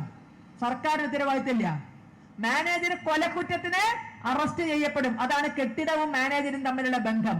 അങ്ങനെയുള്ള മാത്രമല്ല 10 മുതൽ 4 വരെയുള്ള സമയമല്ലാതെ ബാക്കി സമയങ്ങളിലും സ്കൂൾ പ്രവൃത്തി ദിവസമല്ലാത്ത ശനി ഞായർ ദിവസങ്ങളിലും ആ സ്കൂളിൽ ആര് വരണമെന്ന് ആരെ കയറ്റണമെന്ന് തീരുമാനിക്കാനുള്ള അധികാരം മാനേജർക്ക് മാത്രമാണ്. പിണറായി വിജയൻ ചെന്നിട്ട് ഒരു പരിപാടി നടത്തണമെങ്കിൽ മാനേജർ അംഗീകാരം കൊടുക്കണം വന്നോളാൻ പറഞ്ഞിട്ട്. കേരള മുഖ്യമന്ത്രിക്ക് ആ വിദ്യാലയത്തിനകത്തേക്ക് സ്കൂളില്ലാത്ത ദിവസം വന്നൊരു പരിപാടി നടത്തണമെങ്കിൽ മാനേജറുടെ രേഖാമൂലമുള്ള അനുവാദം ഉണ്ടെങ്കിലേ ആ കെട്ടിടം ഉപയോഗിക്കാൻ പറ്റൂ. രേഖാമൂലമുള്ള അനുവാദം ഉണ്ടെങ്കിൽ അവിടെ പോയി നിങ്ങൾക്ക് നിസ്കരിക്കാം. പെരുന്നാളാണ്, ഞങ്ങൾക്ക് നിസ്കരിക്കണം, മാനേജർ സമ്മതിച്ചാൽ നിങ്ങൾക്ക് അതിനകത്ത് കയറി നിസ്കരിക്കാം. ക്രിസ്ത്യാനികൾക്ക് എന്തെങ്കിലും ചടങ്ങ് നടത്തണം, മാനേജർ സമ്മതിച്ചാൽ നിങ്ങൾക്ക് അതിനകത്ത് കയറി അത് ചെയ്യാം. ഒരു വിവാഹത്തിന് നിങ്ങൾക്ക് ആവശ്യമുണ്ട്, ഓഡിറ്റോറിയം എടുക്കാൻ പൈസ ഇല്ല, ഞങ്ങൾക്ക് സ്കൂൾ വേണം, മാനേജർ സമ്മതിച്ചാൽ നിങ്ങൾക്ക് ആ വിദ്യാലയത്തിൽ സ്കൂളില്ലാത്ത ദിവസം വിവാഹത്തിന് കെട്ടിടം ഉപയോഗിക്കാം. ഇതിനൊന്നും ഒരു നിയമ തടസ്സമില്ല. എത്രയും പറഞ്ഞു വന്നത് എന്തിനാണെന്നറിയാമോ? അവിടെ പഴയ ഒരു കെട്ടിടം അത് പുതുക്കി പണിതു മാനേജർ. പുതുക്കി പണിത് എഞ്ചിനീയർ സർട്ടിഫിക്കറ്റ് കൊടുത്തിട്ടില്ല, സർക്കാർ അംഗീകരിച്ചിട്ടില്ല. എഞ്ചിനീയർ ഫിറ്റ്നസ് കൊടുത്ത് സർക്കാർ അംഗീകരിച്ചാൽ ഇത് ക്ലാസ് മുറിയാവൂ. അത് കഴിഞ്ഞാൽ മാത്രമേ അത് ക്ലാസ് മുറിയാവുള്ളൂ. ഇത് ക്ലാസ് മുറി ആയിട്ടില്ല, അവിടെ ക്ലാസ് നടത്താൻ പാടില്ല. ആ സ്ഥലത്ത് അതിന്റെ നിർമ്മാണം കഴിഞ്ഞപ്പോ മാനേജര് ഒരു ഗണപതി ഹോമം നടത്തിപ്പോയി. ഹിന്ദു വിശ്വാസിയായ മാനേജര് സ്വന്തം കയ്യിൽ നിന്ന് കാശ് ചെലവാക്കി സ്വന്തം സ്ഥലത്ത് കെട്ടിയ കെട്ടിടം സ്കൂൾ സമയത്തല്ലാതെ അവിടെ അടുത്തൊരു തിരുമേനിയെ വിളിച്ച് മാനേജ്മെന്റിന്റെ അംഗങ്ങൾ മാത്രം നിന്നുകൊണ്ട് ഒരു ഗണപതി ഹോമം നടത്തി. കേട്ടറിഞ്ഞ സഖാക്കൾ കോലാഹലവും കൊടിയുമായി ചെന്ന് ആ നിലവിളക്ക് ചവിട്ടി തെറിപ്പിച്ചു. മാനേജർ സ്വന്തം കെട്ടിടത്തിൽ നടത്തുന്ന ഗണപതി ഹോമം നിലവിളക്ക് ചവിട്ടി തെറിപ്പിച്ചു. ഹോമത്തിലൊക്കെ കണ്ണിക്കണ്ടൊക്കെ വാരിട്ട് ഒരു യുദ്ധ സമാനമായ അന്തരീക്ഷം. തിരുമേനിയെ മർദ്ദിച്ചു. ഗണപതി ഹോമം നടത്തിയിരുന്ന തിരുമേനിയെ മർദ്ദിച്ചു, മാനേജരെ മർദ്ദിച്ചു. എന്തിന്? ഇവരാരും അച്ചുവീട്ടിൽ നിന്നുള്ള അദ്ദേഹം ഗണപതി ഹോമം നടത്തിയത് സ്വന്തം കെട്ടിടത്തിലാണ് ഗണപതി ഹോമം നടത്തിയത്. അവിടെ കയറി യുദ്ധ സമാനമായ ഒരു അന്തരീക്ഷം ഉണ്ടാക്കി. ആ സ്കൂളില് ചിന്തിക്കൂ, ആ സ്കൂൾ അടക്കമുള്ള കേരളത്തിലെ സ്കൂളുകളില് നട്ടപ്പാതിര നേരത്ത് മദ്യപാനം നടക്കുന്നുണ്ട്, വ്യഭിചാരം നടക്കുന്നുണ്ട്. അനുഭവത്തിന്റെ വെളിച്ചത്തിലാണ് പറയുന്നത്. എത്രയോ 37.5 വർഷം അധ്യാപികയായ ആളാണ് ഞാൻ. എത്രയോ വർഷം പല അധ്യാപികമാരും ക്ലാസ് റൂമിൽ ചെല്ലുമ്പോ തുറന്ന് പറയാമോ ഈ വേദിയിലെന്ന് എനിക്ക് അറിയാൻ വയ്യ. കോണ്ടം അടക്കമുള്ള സാധനങ്ങൾ ഉപയോഗിച്ച് കഴിഞ്ഞത് ക്ലാസ് മുറികളിൽ നിന്ന് ബെഞ്ചിൽ നിന്ന് മാറ്റിയിടേണ്ട ഗതികേട് അധ്യാപകർക്കുണ്ടായിട്ടുണ്ട്. വ്യഭിചാരമടക്കം സ്കൂളുകളിൽ നടക്കുന്നുണ്ട്. മയക്കുമരുന്ന് പകൽ സമയത്ത് പോലും സ്കൂളുകളിൽ കൊണ്ടുപോയി കൊടുക്കുന്നുണ്ട്. എന്തോ ഡിവൈഎഫ്ഐക്കാരുടെ നട്ടലില്ലാത്തത്? ആ മയക്കുമരുന്ന് കൊടുക്കുന്നവനെ പിടിക്കാൻ തന്റെ ഇടമില്ലാത്തവൻ, മദ്യപാനവും വ്യഭിചാരവും സ്കൂളുകളിൽ നടക്കുന്നത് തടയാൻ കഴിയാത്തവൻ, ഗണപതി ഹോമത്തിന് മാത്രം കാലം ഉയർത്തി ചെന്നത് എന്തുകൊണ്ട്? അതിന്റെ തൊട്ടപ്പുറത്തെ ഒരു സ്കൂളില് പരസ്യമായിട്ടായിരുന്നു കൂദാശ. ആയിക്കോട്ടെ, അവരുടെ കെട്ടിടാണ്, മറ്റേ ക്രിസ്ത്യാനി സമൂഹത്തിന്റെ ഉടമസ്ഥതയിലുള്ള കെട്ടിടാണ്. പള്ളിയിലൊക്കെ വന്ന് കൂദാശ നടത്തി. മന്ത്രി സജി ചെറിയാൻ പങ്കെടുത്തു. അതിന് കൂദാശ നടക്കുന്ന പരിപാടിയിൽ മന്ത്രി സജി ചെറിയാൻ പങ്കെടുത്തു. ക്രിസ്ത്യൻ സ്കൂളിൽ കൂദാശ നടത്താമെങ്കിൽ, അല്ലെ മുസ്ലിം സ്കൂളിൽ മൗലൂദ് അല്ലെങ്കിൽ എന്താ അവരെ ചടങ്ങ് നടത്താമെങ്കിൽ ഒരു ഗണപതി ഹോമം കുട്ടികളില്ലാത്ത നേരത്ത് നടത്തിക്കൂടെ? ഇവരാണ് തീവ്രവാദത്തിന് വഴിവെച്ചു കൊടുക്കുന്നത്. മറ്റെവിടേക്കാണല്ല, ഇവിടുത്തെ എത്രയോ ആരാധനാലയങ്ങളിൽ അനധികൃതമായി ആളുകൾ താമസിക്കുന്നുണ്ട്. എവിടുന്നാണെന്നോ ആരാണെന്നോ അറിയാതെ ആളുകൾ താമസിക്കുന്നുണ്ട്. വാഗമണ്ണിലടക്കം തീവ്രവാദ ക്യാമ്പുകൾ നടന്നിട്ടുണ്ട്. സിമിയുടെ ക്യാമ്പുകള്, നിരോധിക്കപ്പെട്ട സിമിയുടെ ക്യാമ്പുകള്. എന്തേ ഡിവൈഎഫ്ഐ കൊടിയുമായി പോകാത്തത്? എന്തേ എതിർക്കാത്തത്? ഒരു ഗണപതി ഹോമം എതിർക്കാൻ കാണിച്ച ചങ്കൂറ്റം നിങ്ങൾ അവിടെയൊക്കെ കാണിച്ചിരുന്നെങ്കിൽ നന്ദുമാർ ഇന്നും ഞങ്ങളുടെ കൂടെ ഉണ്ടാകുമായിരുന്നു. ആ കാണിച്ച ചങ്കൂറ്റം നിങ്ങൾക്കുണ്ടായോ? അധ്യാപകന്റെ കൈവെട്ട് കേസിലെ പ്രതി, 1-ാം പ്രതി സവാദ് 2010 മുതൽ 2023 വരെ കമ്മ്യൂണിസ്റ്റുകാരുടെ മെക്ക എന്നറിയപ്പെടുന്ന കണ്ണൂരിൽ ഒളിച്ചു താമസിച്ചെങ്കിൽ, പെണ്ണുകെട്ടി കുട്ടികളും മക്കളുമായിട്ട് അവിടെ ജീവിച്ചെങ്കിൽ എന്തിനാണ് ഇവിടെ നിയമപാലകർ? എന്തിനാണ് ഇവിടെ നിയമം? 13 കൊല്ലം ഇത്രയും വിവാദമായ ഒരു കേസിലെ 1-ാം പ്രതി അവിടെ പോയി പെണ്ണുകെട്ടി കുട്ടികളായി നിന്നു. മാത്രമല്ല മൂപ്പർ ഇത്തരം ഭീകര പ്രവർത്തനങ്ങൾക്കൊക്കെ ക്ലാസും കൊടുക്കുന്നു. ഈ ഭീകര പ്രവർത്തകർക്കൊക്കെ, നന്ദുവിനെയാകട്ടെ രഞ്ജിത് ശ്രീനിവാസൻ ജി ആകട്ടെ, ഇതുപോലുള്ളവരെയൊക്കെ അതിക്രൂരമായി കൊല്ലാൻ വേണ്ടുന്ന മനസ്സുണ്ടാക്കിയെടുക്കാൻ, കൈവേഗത ഉണ്ടാക്കിയെടുക്കാൻ ക്ലാസ് കൊടുത്തുകൊണ്ട് 13 കൊല്ലം ആ സവാൽ ഇവിടെ ജീവിക്കുമ്പോഴും സഖാക്കൾ തിരക്കിലായിരുന്നു. 10-75 കൊല്ലം മുമ്പ് ഗാന്ധിയെ കൊന്നതാരാന്ന് അന്വേഷിക്കാൻ. 2010 അവനവന്റെ നാട്ടില് ക്രമസമാധാനം പാലിക്കേണ്ടടുത്ത് ഒരു കേസിലെ 1-ാം പ്രതി സ്വന്തം മൂക്കിന്റെ തുമ്പത്ത് ഒളിച്ചു താമസിച്ചിട്ട് കണ്ടുപിടിക്കാൻ കഴിവില്ലാത്തവർ 949 തൂക്കിക്കൊന്ന ഗാന്ധിയുടെ ഘാതകനെ തെരഞ്ഞെടുക്കുക. ഗാന്ധിയുടെ ഘാതകനെ 2 പേരെ അപ്പൊ തന്നെ തൂക്കിക്കൊന്നു, 2 പേരെ മറ്റേ ജീവപര്യന്തം തടവും കൊടുത്തു. പക്ഷെ ഇപ്പോഴും ഗാന്ധിയെ കൊന്നതാരാ ജോസഫ് മാന്റെ കൈവട്ടിയിലാരാന്ന് കണ്ടുപിടിക്കാൻ പറ്റുമോ? പോട്ടെ, ഞാൻ പെറ്റ മകനേ എന്ന് നിലവിളിച്ച് നടന്ന ഇടുക്കിയിലെ ശബ്ദത്തിന്, അല്ലെ, അതിന്റെ പേര് കാശ് വിരിച്ചല്ലോ. ആ കൊലപാതകികൾക്ക് മര്യാദയ്ക്ക് ഒരു ശിക്ഷ വാങ്ങിച്ചു കൊടുക്കാൻ ആഭ്യന്തര വകുപ്പ് കയ്യിലുള്ള സഖാക്കൾക്ക് പറ്റിയോ? എന്നെ ഭയക്കുന്നുണ്ടോ? പകരം എന്ത് ചെയ്തു? ചമരമിലൊക്കെ വർഗീയത തുളയട്ടെ എന്ന് എഴുതി അറമാച്ച്. ഏത് വർഗീയത? അതുപോലും തുറന്നു പറയാൻ ചങ്കൂറ്റം ഉണ്ടായില്ല. കേരളത്തിലെ കലാലയങ്ങൾ ക്യാമ്പസ് ഫ്രണ്ട് പോലുള്ള ഭീകര ശക്തികളുടെ താവളമായി മാറുമ്പോൾ, പെൺകുട്ടികളെ അടക്കം പല വേണ്ടാധീനങ്ങൾക്കും റിക്രൂട്ട് ചെയ്യുമ്പോൾ, എവിടെയാണ് ഇവിടുത്തെ SFI? പാലക്കാട്ട് ശ്രീനിവാസൻ ജി വധത്തില് പ്രതി ഒരു അറബി മാഷായിരുന്നു, ആലത്തൂര്. എവിടെയായിരുന്നു ഇവിടുത്തെ KSTA? ഇതുപോലുള്ള അധ്യാപകർ ഭീകരവാദ ആശയങ്ങൾക്ക് പുറകെ പോകുമ്പോൾ എവിടെയായിരുന്നു അവര്? ഒരു അറബിക് അധ്യാപകൻ, സർക്കാരിന്റെ ശമ്പളം കിട്ടുന്ന ഒരു അറബിക് അധ്യാപകനായിരുന്നു അതിലൊരു പ്രതി. KSTA എന്ന അധ്യാപക സംഘടന കാശിക്ക് പോയിരുന്നു. എന്നാ ഭഗവാന്റെ മോക്ഷത്തിൽ നിന്നും കിട്ടും. അതുകൊണ്ട് നന്ദുമാർ ഒരു പാഠമാണ്. ഈ കേരളത്തിന് രക്ഷപ്പെടാൻ പഠിക്കേണ്ടുന്ന പാഠം. ഇത് തീവ്രവാദിയുടെ സ്വന്തം നാടല്ല, ദൈവത്തിന്റെ സ്വന്തം നാടാണ്. ചെകുത്താനെ കല്ലെറിഞ്ഞോടിക്കുന്ന പോലെ ഇവിടുത്തെ ഹൈന്ദവ സമൂഹത്തെയോ ക്രൈസ്തവ സമൂഹത്തെയോ കല്ലെറിഞ്ഞോടിക്കാമെന്നാരും സ്വപ്നം കാണണ്ട. നിങ്ങൾക്കൊരു പക്ഷെ വിഗ്രഹാരാധകരും ബഹുദൈവാരാധകരും ചെകുത്താന്മാരാകാം. അങ്ങ് മെക്കയിൽ സ്തൂപത്തിന് നേരെ കല്ലെറിഞ്ഞ് ചെകുത്താനെ ഓടിക്കാൻ ശ്രമിക്കുന്നത് പോലെ കല്ലെറിഞ്ഞോ, വാളെടുത്തോ, ബോംബെറിഞ്ഞോ, ഈ മണ്ണ്, പത്മനാഭന്റെ ഈ മണ്ണ്, ഗുരുവായൂരപ്പന്റെ ഈ മണ്ണ്, വടക്കനാഥന്റെ ഈ മണ്ണ്, മൃദംഗ ശൈലേശ്വരിയുടെ ഈ മണ്ണ് വിട്ടു തരില്ല എന്ന് പ്രഖ്യാപിക്കുന്നത് ഞങ്ങൾ ഇത്തരം മുഖങ്ങളിൽ നിന്ന് ആവേശം ഉൾക്കൊണ്ടുകൊണ്ടാണ്. ഈ മണ്ണ് അത്തരത്തിൽ ആർക്കും വിളയാടാൻ വിട്ടു തരില്ല. എല്ലാവർക്കും ഒരുപോലെ ജീവിക്കാൻ അവകാശമുണ്ട്. ഇവിടെ ജീവിക്കാൻ മാത്രം, ഒരുപോലെ ജീവിക്കാൻ, തുല്യ അവകാശങ്ങളോടുകൂടി ജീവിക്കാൻ, തുല്യമായ അവകാശങ്ങളോടുകൂടി, തുല്യത്തിൽ കൂടുതലല്ല. ഹിന്ദുവിനും മുസൽമാനും ക്രിസ്ത്യാനിക്കും ഒരേ നിയമത്തിന്റെ കീഴിൽ ഒരേ അവകാശാധികാരങ്ങളോടുകൂടി ഇവിടെ ജീവിക്കാം.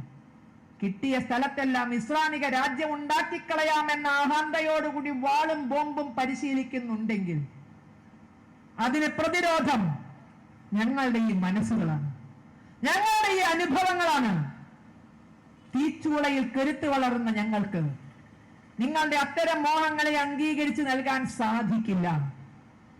അറംഗസീബുമാർ കണക്കറ്റ് വളരുമ്പോൾ ശിവജിമാരെ പ്രസവിക്കാൻ കഴിയുന്ന ഗർഭപാത്രങ്ങൾ ഈ മണ്ണിലുണ്ട് എന്ന് ഓർക്കുന്നത് നല്ലതായിരിക്കും എന്ന് മാത്രമേ പറയാനുള്ളൂ. അറംഗസീബുമാർ വളർന്നാൽ പ്രത്യുത്തരം ശിവജിമാരെ പ്രസവിക്കാനുള്ള ഗർഭപാത്രങ്ങൾ ഇവിടെയുണ്ട്. അനാവശ്യമായി കുത്തി നോവിക്കരുത്. അപ്പൊ നമ്മളൊരു സിംഹത്തിന് അല്ലെ, അനാവശ്യമായി സിംഹത്തിന് സീത അല്ലെ, സിംഹിണിക്ക് സീത, സിംഹത്തിന് അക്ബർ. അക്ബറുടെ പ്രണയിനി ആകണം അത്രേ ആര്? സീത. നല്ല കാര്യമാണ്. എന്തിനാണ് ഈ കുത്തി നോവിപ്പിക്കുന്നത്? അനുഭവം നിങ്ങൾക്ക് ഓർമ്മയില്ലേ? രാഷ്ട്രീയ സ്വയംസേവക സംഘം ഉണ്ടാകുന്നതിന് മുമ്പ് ഭാരതത്തില് ഹൈന്ദവ സമൂഹത്തെ ചൊടിപ്പിക്കാൻ വേണ്ടി മാത്രം സീത കി ചലാനി എന്ന് പറഞ്ഞൊരു ലഘുലേഖ ഇറക്കി. അതിന്റെ അർത്ഥം സീത വേശ്യയാണ് എന്ന അർത്ഥത്തിൽ. ശ്രീരാമചന്ദ്രന്റെ ധർമ്മപത്നി സീതയെ അതിനിശിതമായി വളരെ മോശമായി വർണ്ണിച്ചുകൊണ്ട് ഒരു ലഘുലേഖ അനാവശ്യമായ വിധത്തിൽ എഴുതി പ്രചരിപ്പിച്ചു. ഈ ഭാരതത്തിൽ നടന്നതാ. അനാവശ്യമായി എഴുതി പ്രചരിപ്പിച്ചു. അതിന് മറുപടി എന്തായിരുന്നു എന്നറിയാമോ ഈ മണ്ണ് കൊടുത്തത്? ഉടനെ പുസ്തകം ഇറങ്ങി 2 ആഴ്ച കഴിഞ്ഞപ്പോഴേക്ക് അപ്പുറത്ത് വേറൊരു പുസ്തകം ഇറങ്ങി, രംഗൂലി റസൂൽ. നമ്മൾ ആരുടെ വിവാഹങ്ങളെ പറ്റി അന്വേഷിച്ചിരുന്നില്ല. എത്ര പ്രായത്തിലുള്ളവരെ വിവാഹം കഴിച്ചത്, എത്ര പേരെ വിവാഹം കഴിച്ചത്, ഇതൊന്നും ഹിന്ദുവിന്റെ വിഷയമല്ല. പക്ഷെ നമ്മളെ കൊണ്ട് നോക്കിപ്പിച്ചത് എന്തായിരുന്നു? സീതയെ പറ്റി മോശമായി പറഞ്ഞപ്പോൾ മാത്രമാണ് പലതും ചിന്തിക്കേണ്ടി വന്നത്. നൂപുർ ശർമാജിയുടെ വിഷയത്തിലേക്കൊക്കെ എത്തിയല്ലോ. ഇതിപ്പോ ഒന്നും തുടങ്ങിയതല്ല, ഒരു നൂറ്റാണ്ട് മുമ്പ് തുടങ്ങിയത് അത്തരത്തിലുള്ള പൊലിവാലുകളൊക്കെ.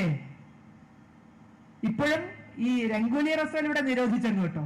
ആ പുസ്തകം ഇപ്പോഴും നിരോധിക്കപ്പെട്ട രൂപത്തിൽ തന്നെയാണ് കിടക്കുന്നത്. അപ്പോ ഇതുപോലെ ഇങ്ങനെ അപമാനിക്കുമ്പോൾ മാത്രമാണ് പലതും തിരിച്ച് ചിന്തിക്കാൻ ഈ മണ്ണ് നിർബന്ധിതമാവുക. അല്ല എങ്കിൽ ഏകം സത് വിപ്രാ ബഹുധാ വദന്തി, ഏകം സത്ത്, എല്ലാം ഒന്നെന്ന് വിശ്വസിക്കാൻ ഈ മണ്ണിന് ഇപ്പോഴും കഴിയും. ഞങ്ങളെല്ലാം ഉന്നയിക്കുന്നത് ഞങ്ങളുടെ പൗരാവകാശങ്ങളെ പറ്റിയാണ്, മതാവകാശങ്ങളെ പറ്റിയല്ല. അതിനപ്പുറം ഞങ്ങൾക്കൊന്നും പറയാനില്ല. പറയേണ്ട ഗതികേട് വരുത്തരുത്. ഹിന്ദു ഐക്യവേദി രൂപീകരിച്ചിരിക്കുന്ന ഹിന്ദുക്കൾക്ക് തുല്യത കിട്ടാൻ വേണ്ടിയാണ്. മുസ്ലിമിനും ക്രിസ്ത്യാനിക്കും പാഴ്സിക്കും ജൂതനുമുള്ള തുല്യത ഹിന്ദുവിന് കിട്ടണം എന്നത് മാത്രമാണ് ഹിന്ദു ഐക്യവേദിയുടെ ലക്ഷ്യം. അതിനപ്പുറത്തേക്ക് മതകാര്യങ്ങളെ ചികഞ്ഞെടുക്കാൻ, മതവിശ്വാസങ്ങളെ വിമർശിക്കേണ്ട ഗതികേടിലേക്ക് ഹൈന്ദവ സമൂഹത്തെ കൊണ്ട് എന്ന് എത്തിക്കരുത്. അത് ഞങ്ങളുടെ രീതിയല്ല. നിങ്ങൾക്ക് എന്ത് വിശ്വാസമാകാം, അതുമായി മുന്നോട്ട് പോകാം. അപ്പൊ നമ്മൾ ഈ ഫത്വൽ മൊയ്ൻ വരെ നോക്കിയത് അങ്ങോരെ പേര് ഗവേഷണ കേന്ദ്രം ആരംഭിക്കാൻ പുറപ്പെട്ടപ്പോൾ അല്ല. എന്ത് പഠിപ്പിച്ചാൽ നമുക്കെന്ത് പോയി, എന്ത് പഠിച്ചാൽ നമുക്കെന്ത് പോയി. പക്ഷേ നോക്കേണ്ടി വന്നത് ഗവേഷണ കേന്ദ്രം നികുതി പണം കൊണ്ടുണ്ടാക്കുമ്പോഴാണ്. നികുതി പണം കൊണ്ട് വാര്യംകുന്നതിന് സ്മാരകം ഉണ്ടാക്കുമ്പോഴാണ്. സഹിക്കാനും പൊറുക്കാനും കഴിയുന്ന കാര്യങ്ങളല്ലത്. അതുകൊണ്ട് ഇനിയും കുത്തി നോവിപ്പിക്കരുത് ഒരു സമൂഹത്തെ.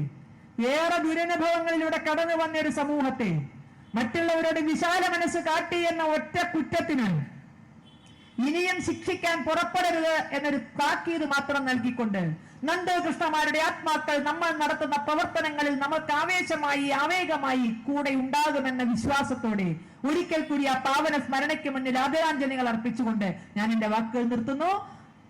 വന്ദേ മാതരം.